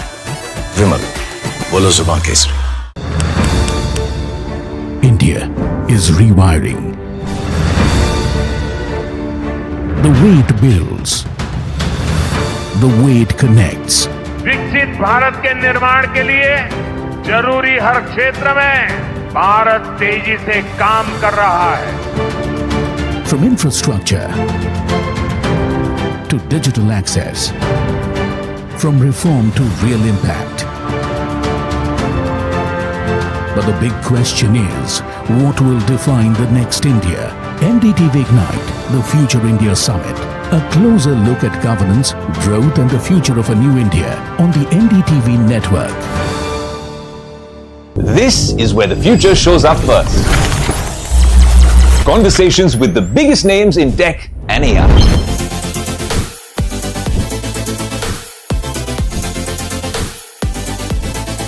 Putting tech through its paces. No fancy jargon or spec sheets, just what matters. If it's shaping the future, you'll see it here first. The Tesla Model Y. This is Tech 360. Real talk, real reviews across the NDTV network. Hi, I'm Tamanna Inamdar. Watch me on NDTV Profit, where I break down the day's biggest business stories. What happened, why it matters, and what it means for your money. Hi, I'm Niraj Shah.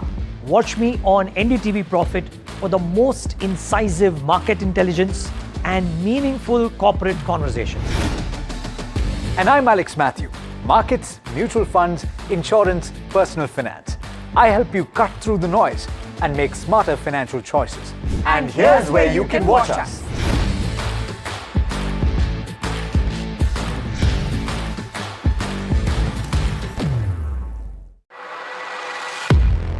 He has been tracking markets for over a decade, spots the trends before they hit the screen. And he is now bringing his analysis to the show that the market watches. Watch Sharad Dubey on Know Your Company, a show that puts the most traded stocks under the scanner. We dissect the company so that you, the investor, don't have to get the management to answer questions relevant to you. Watch Know Your Company weekdays at 11:30 a.m. to understand your next big bet. India Inc.'s most respected names chose India Inc.'s best and brightest. I'm delighted to be chairman of such distinguished fellow businessmen, bankers. It's just lovely to be back on this NDTV jury. I have been a fan of NDTV for a long time. Many of the nominees are extremely close together in terms of what they've done. Gender parity to be reflected while we choose leadership as well. It's also important that how they are reshaping the industries. We got a fantastic jury and we've left all decisions to the wisdom of the jury. Who will earn India's top business honors? Find out on 3rd July at the NDTV Profit Business Leadership Awards.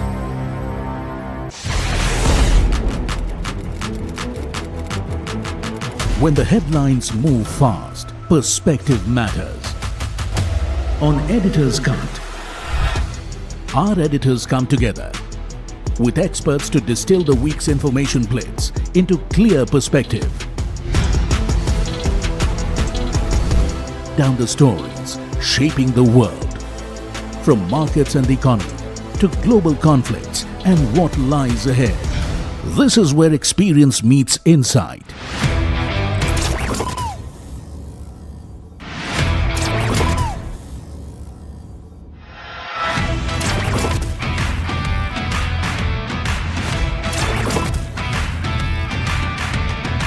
No noise, no hype, just sharp takes on what to watch next. Editor's Cut, every Friday, 3:30 p.m. only on NDTV Profit. The news.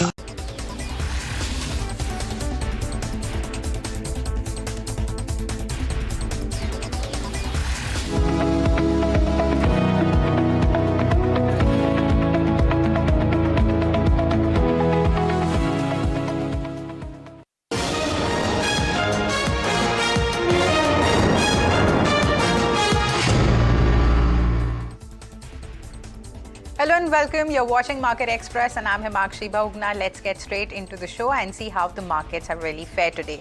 So viewers, benchmarks have attempted a recovery with the Nifty closing above 23,200 levels and the Sensex also gaining over 400 points. If we look at the broader market, so they have outperformed the benchmarks today in trade. And talking about the sectors, so most of the sectors have closed in the green. PSU banks have led the gains with banks, realty and auto also in good shape. Meanwhile, if we talk about IT and media, so they were on the back foot.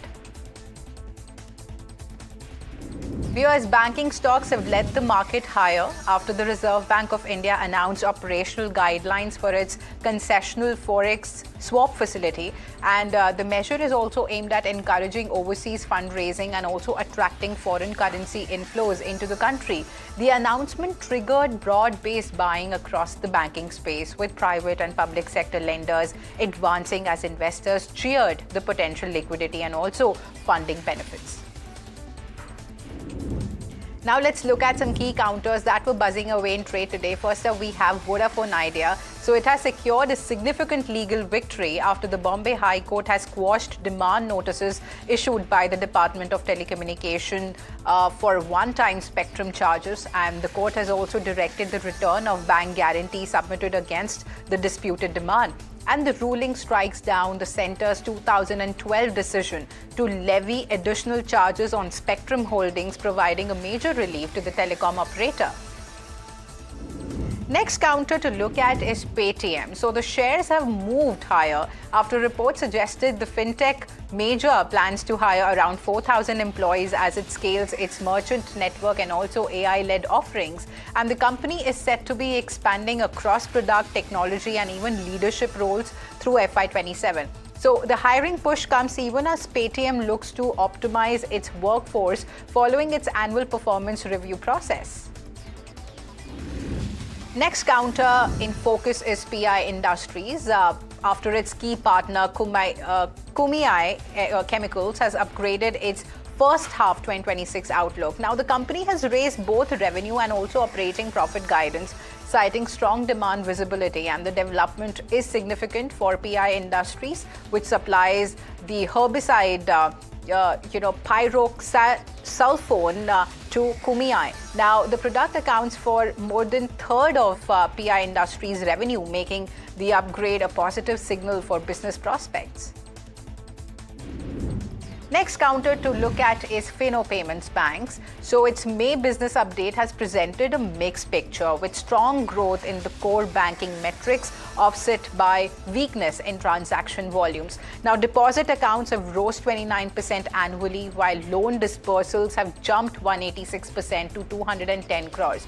Average total deposits have also posted healthy growth. However, the throughput transaction business has declined sharply, falling about 48% as compared to the same period last year. Next counter to look at is SML Mahindra, which has delivered a solid performance in May with both production and sales registering healthy annual growth. Now, production has rose 7% while sales have increased nearly 12%, and this is also reflecting steady demand in the commercial vehicle segment. Exports have also showed strong momentum, more than doubling from the year-ago period, adding to the positive operating update. And US Panacea Biotech has launched the Denster project to expand access to its dengue vaccine across Africa and also other global markets. And the company's dengue all vaccine targets all 4 dengue strains and is also currently in late-stage clinical trials. And Panacea is saying that the vaccine is designed to provide broader protection with also fewer side effects, and the commercial launch is targeted for 2027 and also marking a key step in the company's global vaccine strategy. Whereas HSBC has initiated coverage on IDFC First Bank with a buy rating and also a target price of 90 rupees. Now, the brokerage believes the bank is well placed to deliver multi-year high loan growth, and this has been supported by strong execution and also operating leverage. Now, HSBC is expecting robust earnings momentum, also projecting a 35% core PPOP CAGR between FY26 and 29, and along with improving return ratios, also expanding profitability. Next counter to look at is Vartech Wabag, which has secured a large order in the UAE for a biorefinery plant from Ajman Sewerage. Now, the contract, categorized in 250 to 600 crore range, further strengthens the company's presence in the GCC region. Now, the order also underscores Wabag's expertise in water and wastewater infrastructure and also adds to its growing international project pipeline.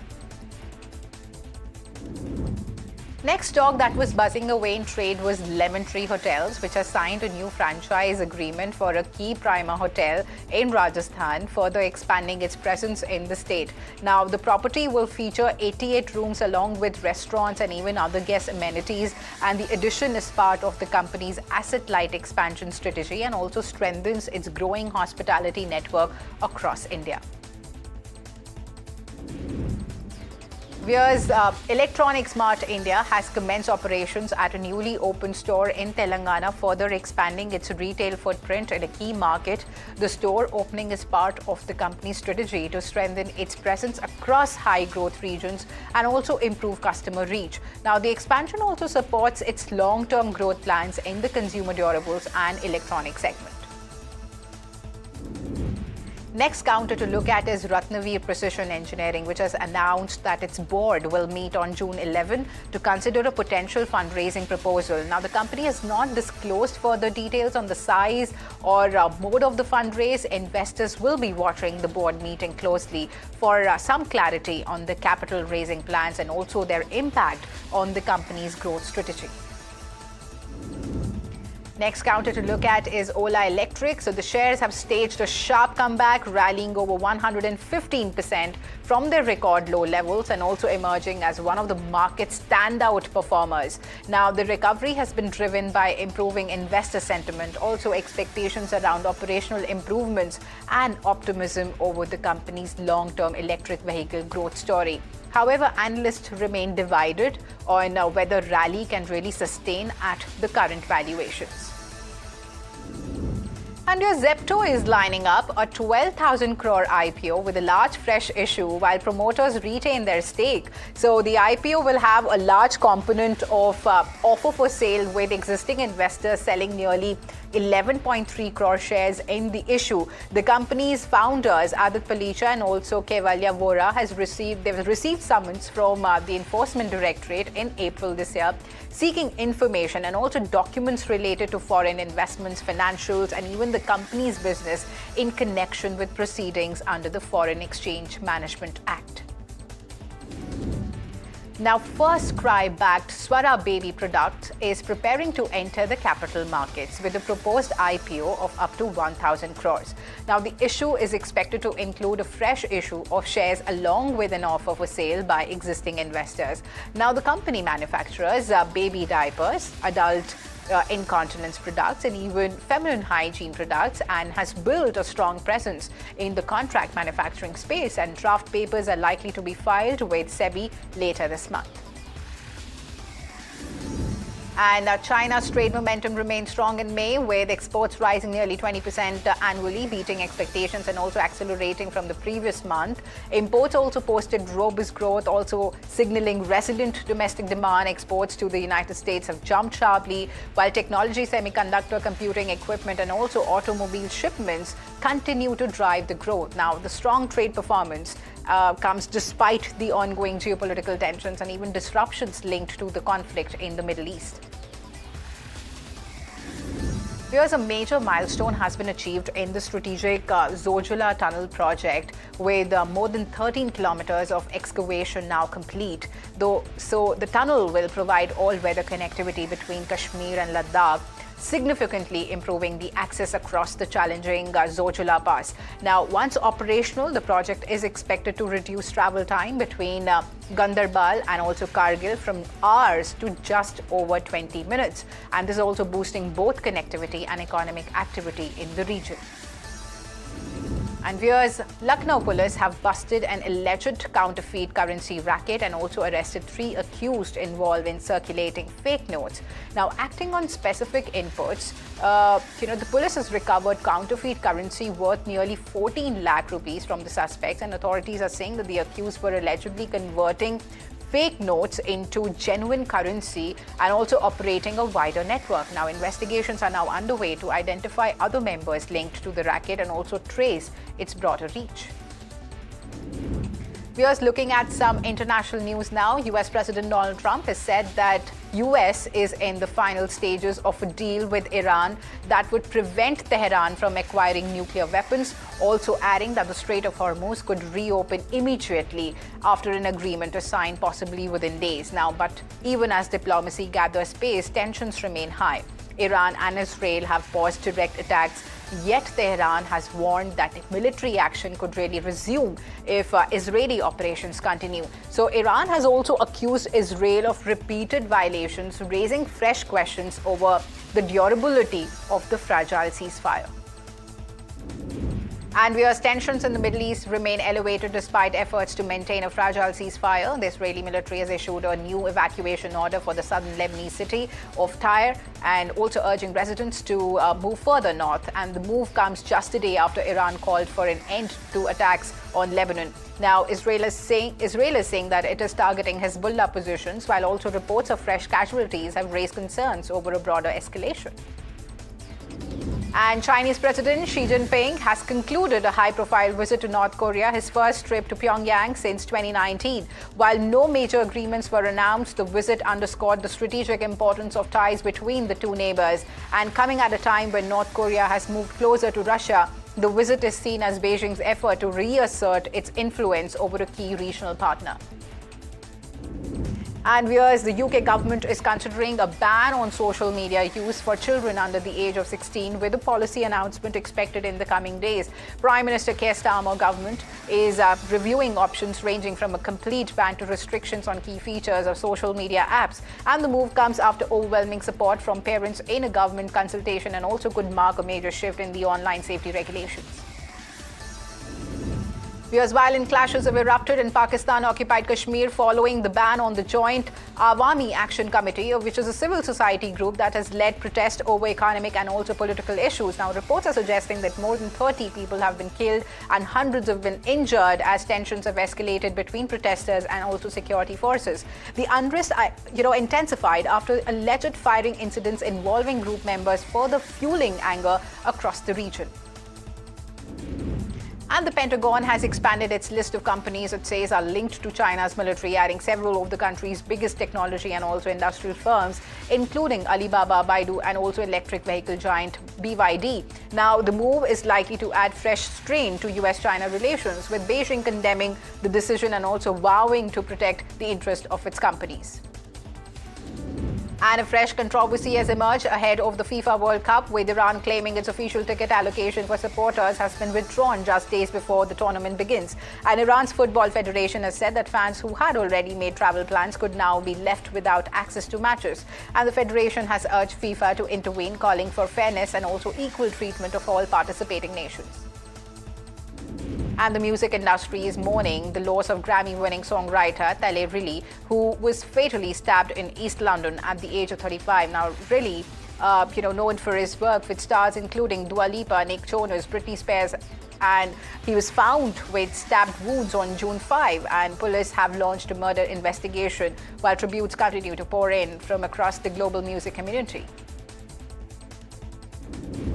And viewers, before we slip into a short break, we have India's growth story, which remains pretty resilient, but dark clouds still remain on the global front and are also beginning to weigh in. Now, Chief Economic Advisor V. Anand Nageswaran said that the economy was firmly on track before the West Asia tensions, but rising crude and uncertainty are now dragging the expectations closer to the RBI 6.6% mark. Listen in to a slice of that conversation my colleague Shrimi Chaudhary had with the CA. The growth numbers has surprised many of us. What's your outlook for FY27? And as the Modi government, completes 12 years, what's your assessment on the economic progress so far? No, I think you have packed multiple questions into one sentence. The Indian economy's resilience should not have been a surprise because post-COVID, we had consistently grown at over 7%. And I think some of the effects of the lagged effects of the reforms starting from 2014 were beginning to show through, particularly the supply side capabilities in the economy having improved so much, and the fact that fiscal consolidation and fiscal prudence brought down the interest rates for the government, and naturally spilling over into the private sector borrowing costs, etc. I think there shouldn't be a sense of surprise at how well the economy was doing before the West Asia conflict began. Now, talking about the outlook for 26-27, naturally it is clouded by uncertainties. We were very confident on February 27th about the growth rate being 7 to 7.4% for the current financial year. Obviously, that's going to be a very humongous task to get there. It will be more likely in the range what the central bank put out on Friday, 6.6% with downside risk. But that should not take away from the fact that once the conflict subsides and energy prices return to pre-conflict levels, India's growth trajectory will bounce back towards the 7+% range that we had gotten used to post-COVID. So you expect that 7% once we will get into the recovery mode, but you kind of refrain from giving up specific estimates for FY27, and you said during your briefing also that you will go with the RBI projection, the latest one, but wanted to understand if this drag on and for a longer period, do you think that the growth will spill below 7%? No, I think for the current financial year, I think 7% looks like a stretch. There's no question about that, which is why I said I'll go with the RBI's projection, which is 6.6, with the downside risk attached to it. I think that's a fair characterization. In the light of what has been achieved in 25-26, which is a 7.7% full year growth rate, RBI has projected 6.6, which is a 1 percentage point drop. And with the downside risk label attached to it, which I think is a fair characterization of the uncertainties that we face in the current financial year. But sir, tell me, the Q4 numbers, we have seen it's beaten the estimates. Yeah. Even the overall FY26 looks really strong.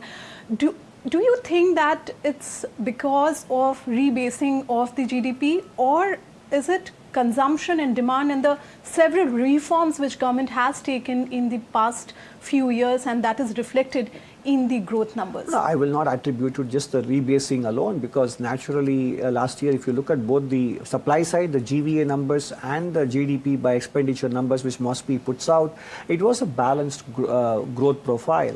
I mean, manufacturing was a stellar performer in the GVA in the supply side, and on the demand side, you had good growth in across all segments of the expenditure, which is government, private consumption, capital formation, investments, and net export growth as well. So it was a question of all-round growth that was contributing to the 7.7% overall growth outcome. So can we say it's a combination of reforms also and the rebasing of GDP? Can we say that? Or? I would actually attribute more to the lagged effects of the 12 years of reform that were eventually coming through, as I mentioned, tax reforms, the GST, and then the direct tax slab widening and rates lowering that happened in the course of the budget, February 2025 budget. And the lagged effects of supply-side infrastructure that improved the economic capability. If you remember, in January, when we released the economic survey, in Chapter 1 on the state of the economy, we actually did upgrade India's potential growth estimate from 6.5%, which we had put out 3 years ago, And now we said we had reached a steady state of 7% growth rate, and we had explained the reasons, and it was not rebasing. It was the cumulative effect of all the reforms which we felt, barring external uncertainties, the Indian economy was poised to have a steady state growth rate of 7%. And that's exactly what the 25-26 numbers reflect.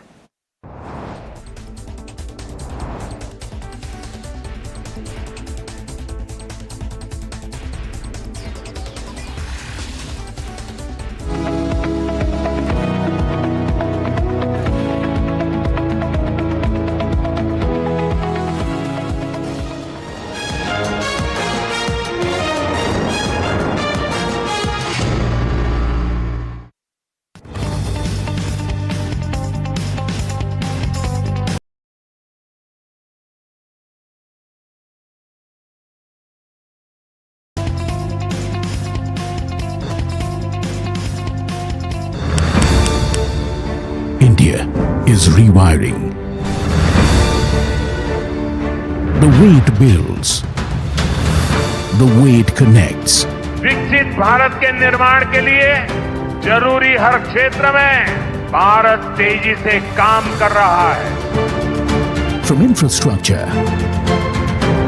to digital access, from reform to real impact. But the big question is, what will define the next India? NDTV Ignite, the Future India Summit. A closer look at governance, growth and the future of a new India on the NDTV network. This is where the future shows up first. Conversations with the biggest names in tech and AI.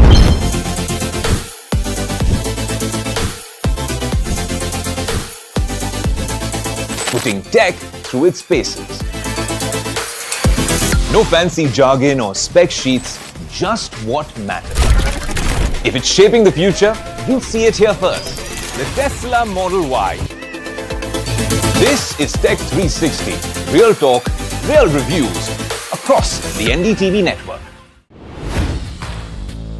Hi, I'm Tamanna Inamdar. Watch me on NDTV Profit, where I break down the day's biggest business stories. What happened, why it matters, and what it means for your money. Hi, I'm Niraj Shah. Watch me on NDTV Profit for the most incisive market intelligence and meaningful corporate conversations. And I'm Alex Matthew. Markets, mutual funds, insurance, personal finance. I help you cut through the noise and make smarter financial choices. And here's where you can watch us.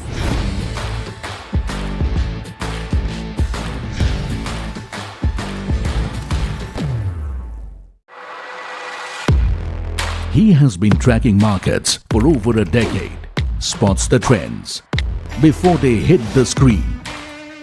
And he is US President Donald Trump signals that a US-Iran nuclear deal could be just days away. Oil prices ease after Israel and Iran agreed to halt attacks, while Brent slipped towards $92 a barrel. Markets end at a high point of the day as benchmark snapped the two-day losing streak.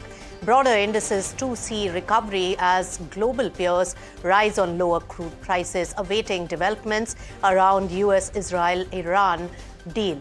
But Nifty IT remains down for the fifth consecutive day. TCS AI strategy took center stage at its AGM, with the company highlighting the launch of sovereign AI infrastructure for India. Management also said that AI is increasingly moving into the physical world, while demand for AI-led solutions continues to drive steady revenue growth. Rajesh Exports loan route under scanner now. A debt recovery tribunal order says Rajesh Exports routed the bank-funded letter of credits to its own Swiss arm, leaving Canara Bank exposed after defaults of 509 crore rupees.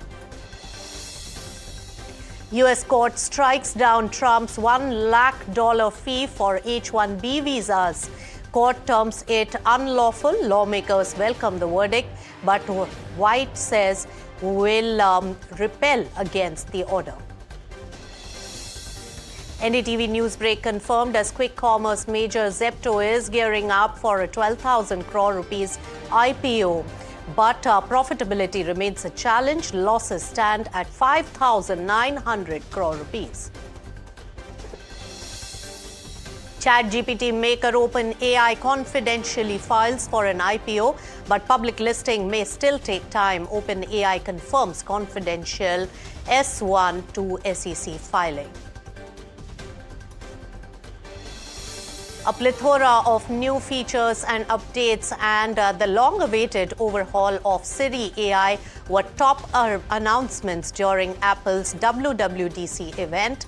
The last by Tim Cook as CEO, and the software updates will launch alongside new hardware in the fall.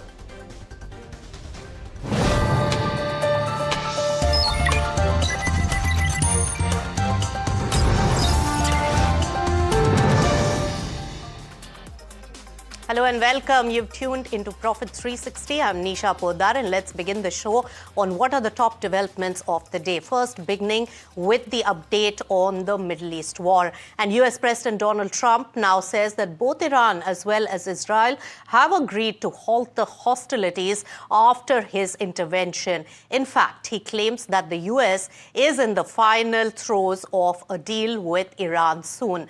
Now, Trump has even hinted that the Strait of Hormuz could really reopen immediately after an agreement. Meanwhile, oil cools slightly as Israel and Iran halt the strikes, with Brent crude hovering around $92 a barrel. Listen in to what Donald Trump said on this development.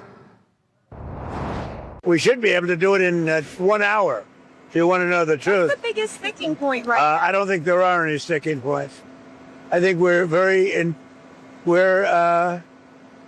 close to having a very, very good, strong, powerful deal.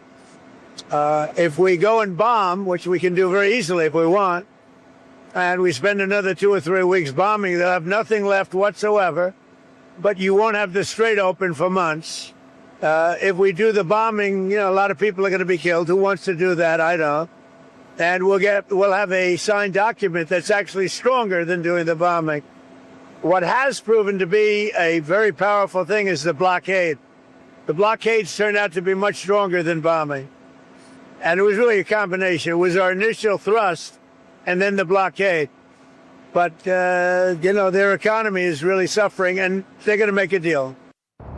All right, so that was Donald Trump, and de-escalation of the war is good news for the markets, especially with crude softening. So let's focus on the Indian market action for the day. And benchmarks, they attempted a recovery with the Nifty closing above 23,200 level and the Sensex gaining over 400 points, while the broader markets, they are the ones which really outperformed the key benchmark indices today. In fact, sectorally speaking, most of the sectors closed in the green. PSU banks really took the lead in gains today, while the IT sector as well as media that were on the back foot today. That's a snapshot. Parth is joining in to give us a complete roundup of the market action today. Parth. Nifty has closed in green today, snapping its two-day losing streak up by almost 0.5% today. This was led by Indigo and Jio Financial Services, both of which gained over 2.5%.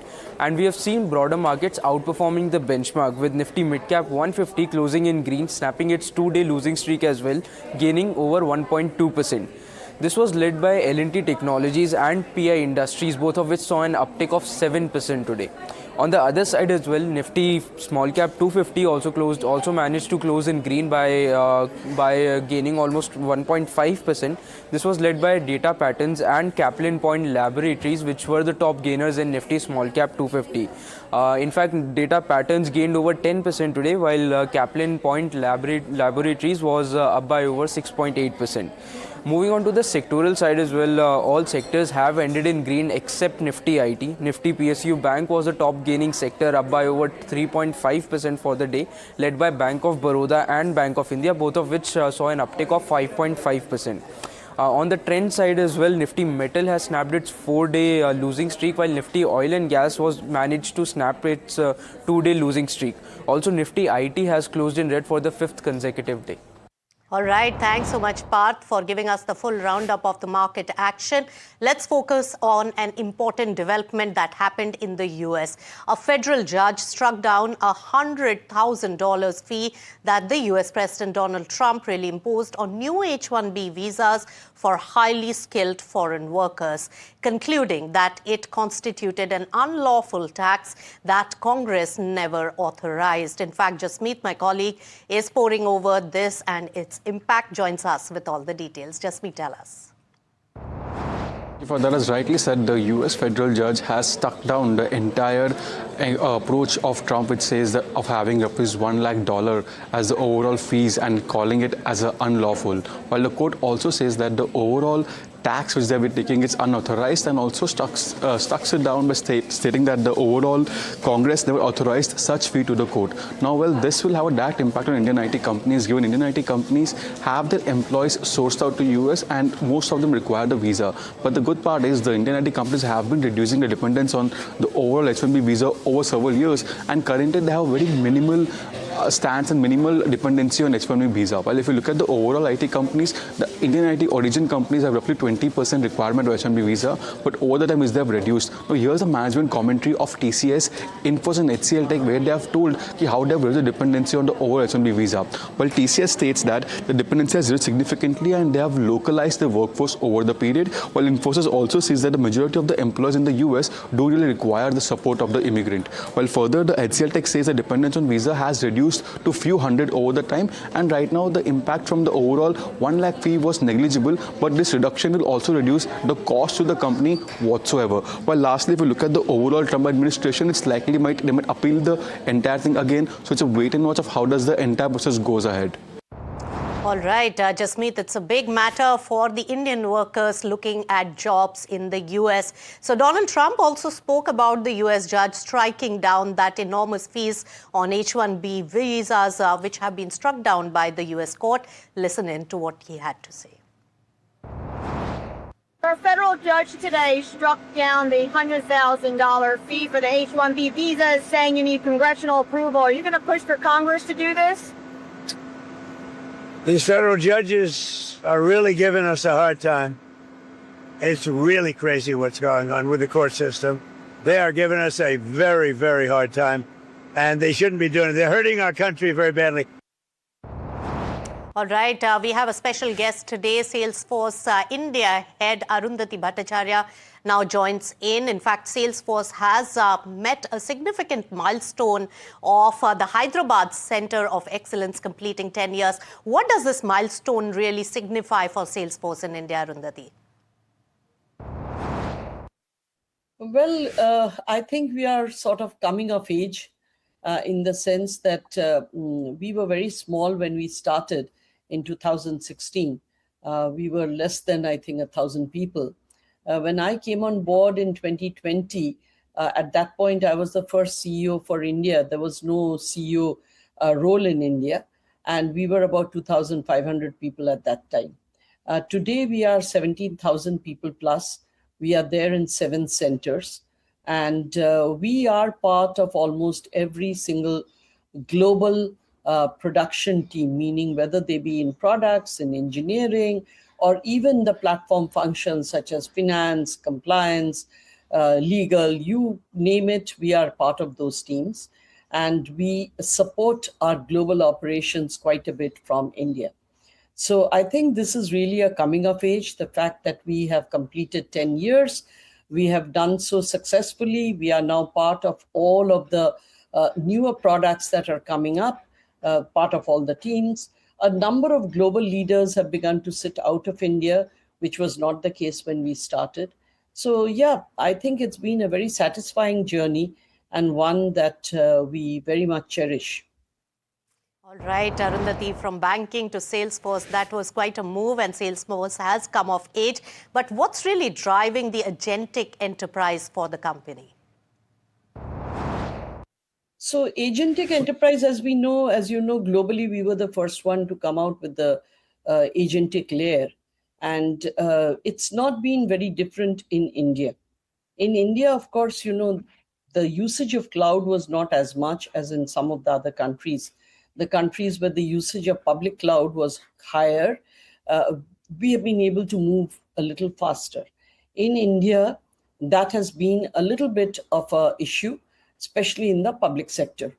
But I think at this point of time, most of them realize that if they are to move forward with the agentic story, if they are to become agile and nimble, then it makes sense for us to be in the cloud, especially because it lowers the requirement for capital. And it can be very capital intensive if you're trying to do everything yourself, including the infrastructure. The infrastructure costs a lot.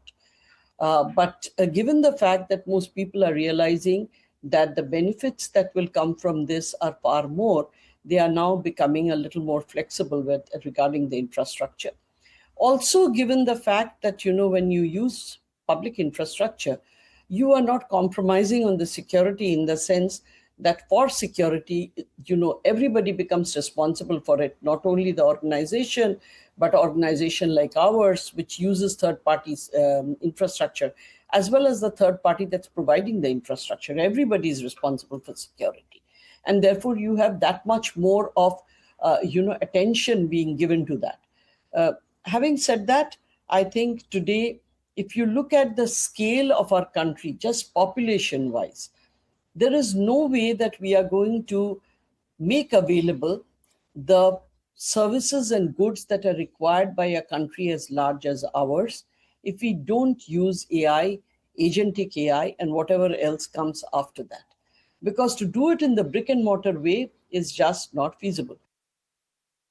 That's right. Doing it the brick and mortar way is just not possible in this tech age right now. But Arundhati, the AI transition is very critical for India's growth. What's your view on AI talent in India? So my analysis is that people, at least where enterprises are concerned, there are two things, I think, that is holding them back a little. One, of course, is the fear that there will be runway costs. Okay, so people still haven't got an idea as to how these things can be done and still keep your costs within reasonable limits. And it is feasible, by the way. It's not something that's not doable. It's absolutely doable. Okay. Initially, when you give anybody anything, costs do tend to soar because people tend to play around with it. People make mistakes. The optimization doesn't happen. But over a period of time, all of these can be done and costs can be kept under control. So one was the area of cost. People didn't quite understand where it was heading. And the second, I think, has been the area of security and doubts regarding how secure are these systems, whether they are going to take your data and train their models on it, whether you lose control of it. And all of that, again, is something that people are discovering that they need not be the case. In fact, if I consider the fact that generative AI made its appearance in 2023, today sitting in 2026, I am finding far more openness towards using AI, towards experimenting with AI. Not only experimenting, by the way, people are actually now moving off from the pilot hell, as we used to call them, and going into production. They would obviously try it out in their sandboxes before putting it into production, but they are talking production now. They are not talking about POCs and prove the value and then we'll take a call. They are quite clear that the call is taken, they will go into production, they'll try it out in the sandbox to ensure that there are no concerns, and then they will put it into production. We are seeing much more of that now than we did even this time last year. All right, Arundhati. So AI adoption really increasing fast in India. Thank you so much, Arundhati Bhattacharya, for joining us right here on NDTV Profit. All right, moving on, the government has offered fresh insights into its fiscal as well as disinvestment roadmap. In fact, sources say that the Finance Ministry has compensated oil marketing companies with 1.23 lakh crore rupees over the 78 days for absorbing the excise duty hikes on petrol and diesel, preventing the burden from being passed on to the consumers. Now, the centre as well as the RBI also made a fresh push for the inclusion of Indian government bonds in the Bloomberg index. On the divestment front, officials say that the IDBI Bank stake sale remains on track, while the asset monetization collections are expected to exceed the 80,000 crore rupees target this fiscal. Now, the government also expects a clearer picture on the impact of El Nino by mid-July and says that the higher import duties are already helping curb the gold import. So some of the critical points and important clarity coming in on the fiscal picture as well as the divestment push of the government coming in from the sources that we are getting. Now, India's growth story remains resilient, but dark clouds on the global front are really beginning to weigh in. Chief Economic Advisor V. Ananthanageshwaran says that the economy was firmly on track before the West Asia tensions emerged, but rising crude as well as uncertainty are now dragging the expectations closer to the RBI 6.6% mark for the GDP growth. Listen in to a slice of that conversation my colleague Shrimi Chaudhary had with the CEA. You know, the growth numbers has surprised many of us. What's your outlook for FY27? And as the Modi government, completes 12 years, what's your assessment on the economic progress so far?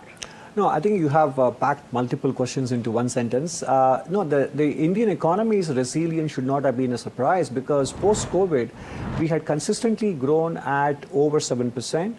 And I think some of the effects of the lagged effects of the reforms starting from 2014 were beginning to show through, particularly the supply side capabilities in the economy having improved so much, and the fact that fiscal consolidation and fiscal prudence brought down the interest rates for the government, and naturally spilling over into the private sector borrowing costs, etc. I think there shouldn't be a sense of surprise at how well the economy was doing before the West Asia conflict began. All right, and fresh troubles for Rajesh Exports. A debt recovery tribunal order has alleged that the company routed the bank-funded letters of credit through its Swiss subsidiary, leaving the lender, Canara Bank in this particular case, exposed when repayments were failed.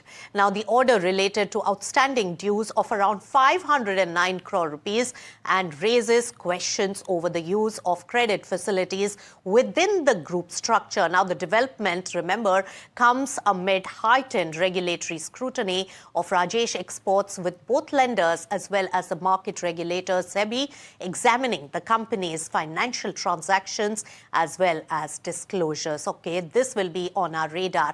Moving on to the IPO market, and it's quick commerce major Zepto, which is gearing up for a 12,000 crore rupees IPO with a large 8,010 crore rupees of fresh issue, while the promoters stay away from selling any shares through this IPO. Now, the company has delivered decent growth with FY26 revenue rising to 22,600 odd crore rupees, and the order volumes are rising nearly fivefold over the last 2 years. But remember, the profitability, as is the case with the sector, remains a challenge. Losses stood at 5,905 crore rupees, with EBITDA losses